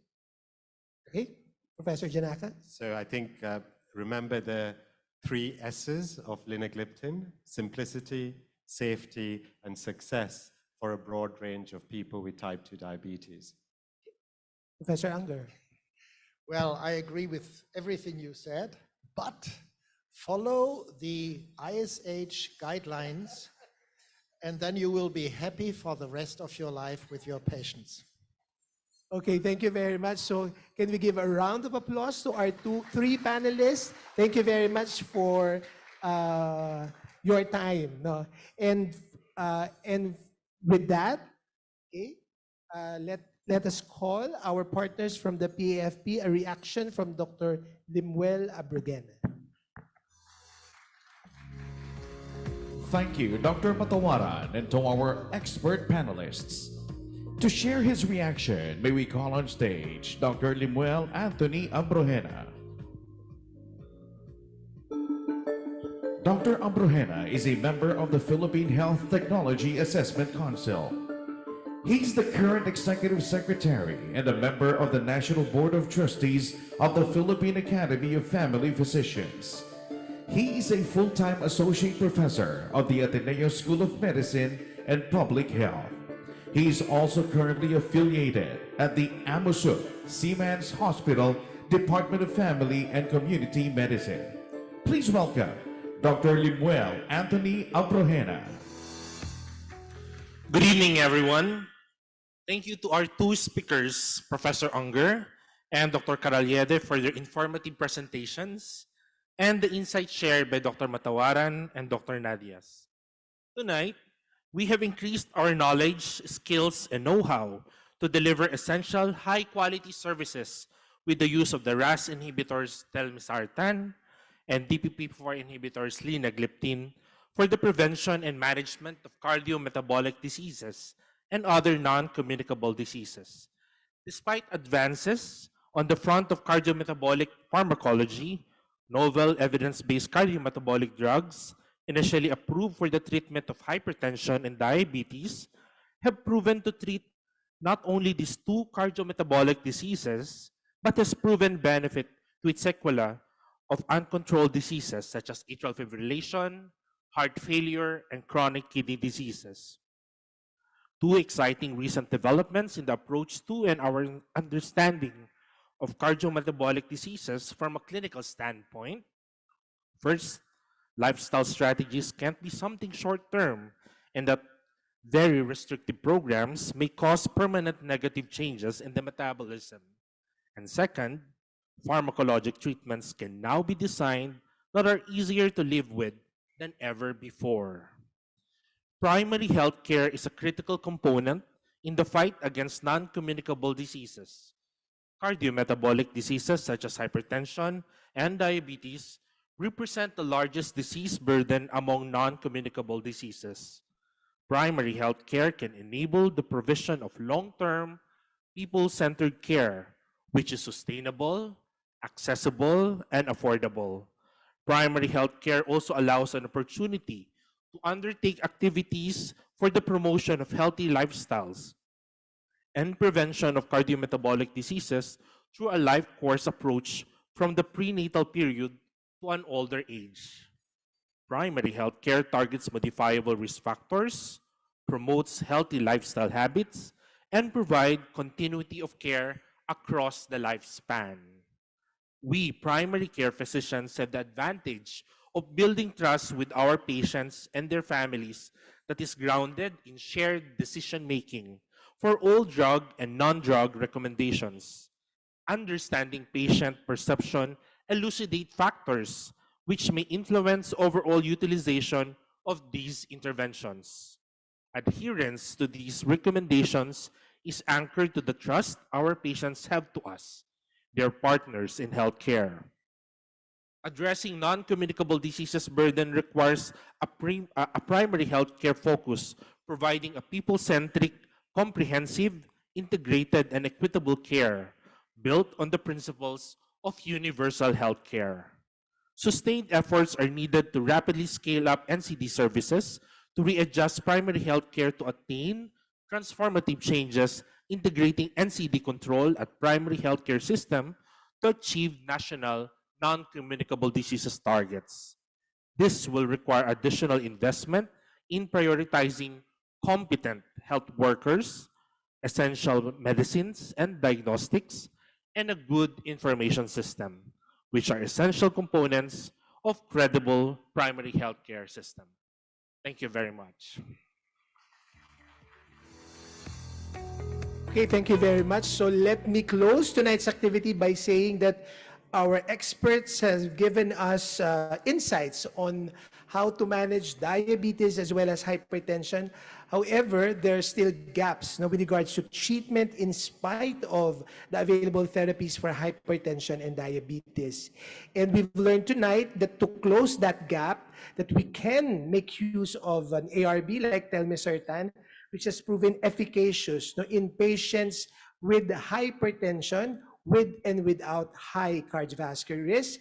And of course, close the gaps with regards to diabetes management by using a DPP-4 inhibitor like linagliptin. And of course, we've learned that it is a simple anti-diabetic agent, very safe and efficacious, that can be given in a broad range of patient population. And with that, we'd like to thank again our panel of experts and of course you, our participants here in Marriott, as well as our participants online for bearing with us. And of course, thank you very much to our partners, Boehringer Ingelheim, for your continued support for continuing medical education. To everyone, good night and be safe, be well. Thank you very much.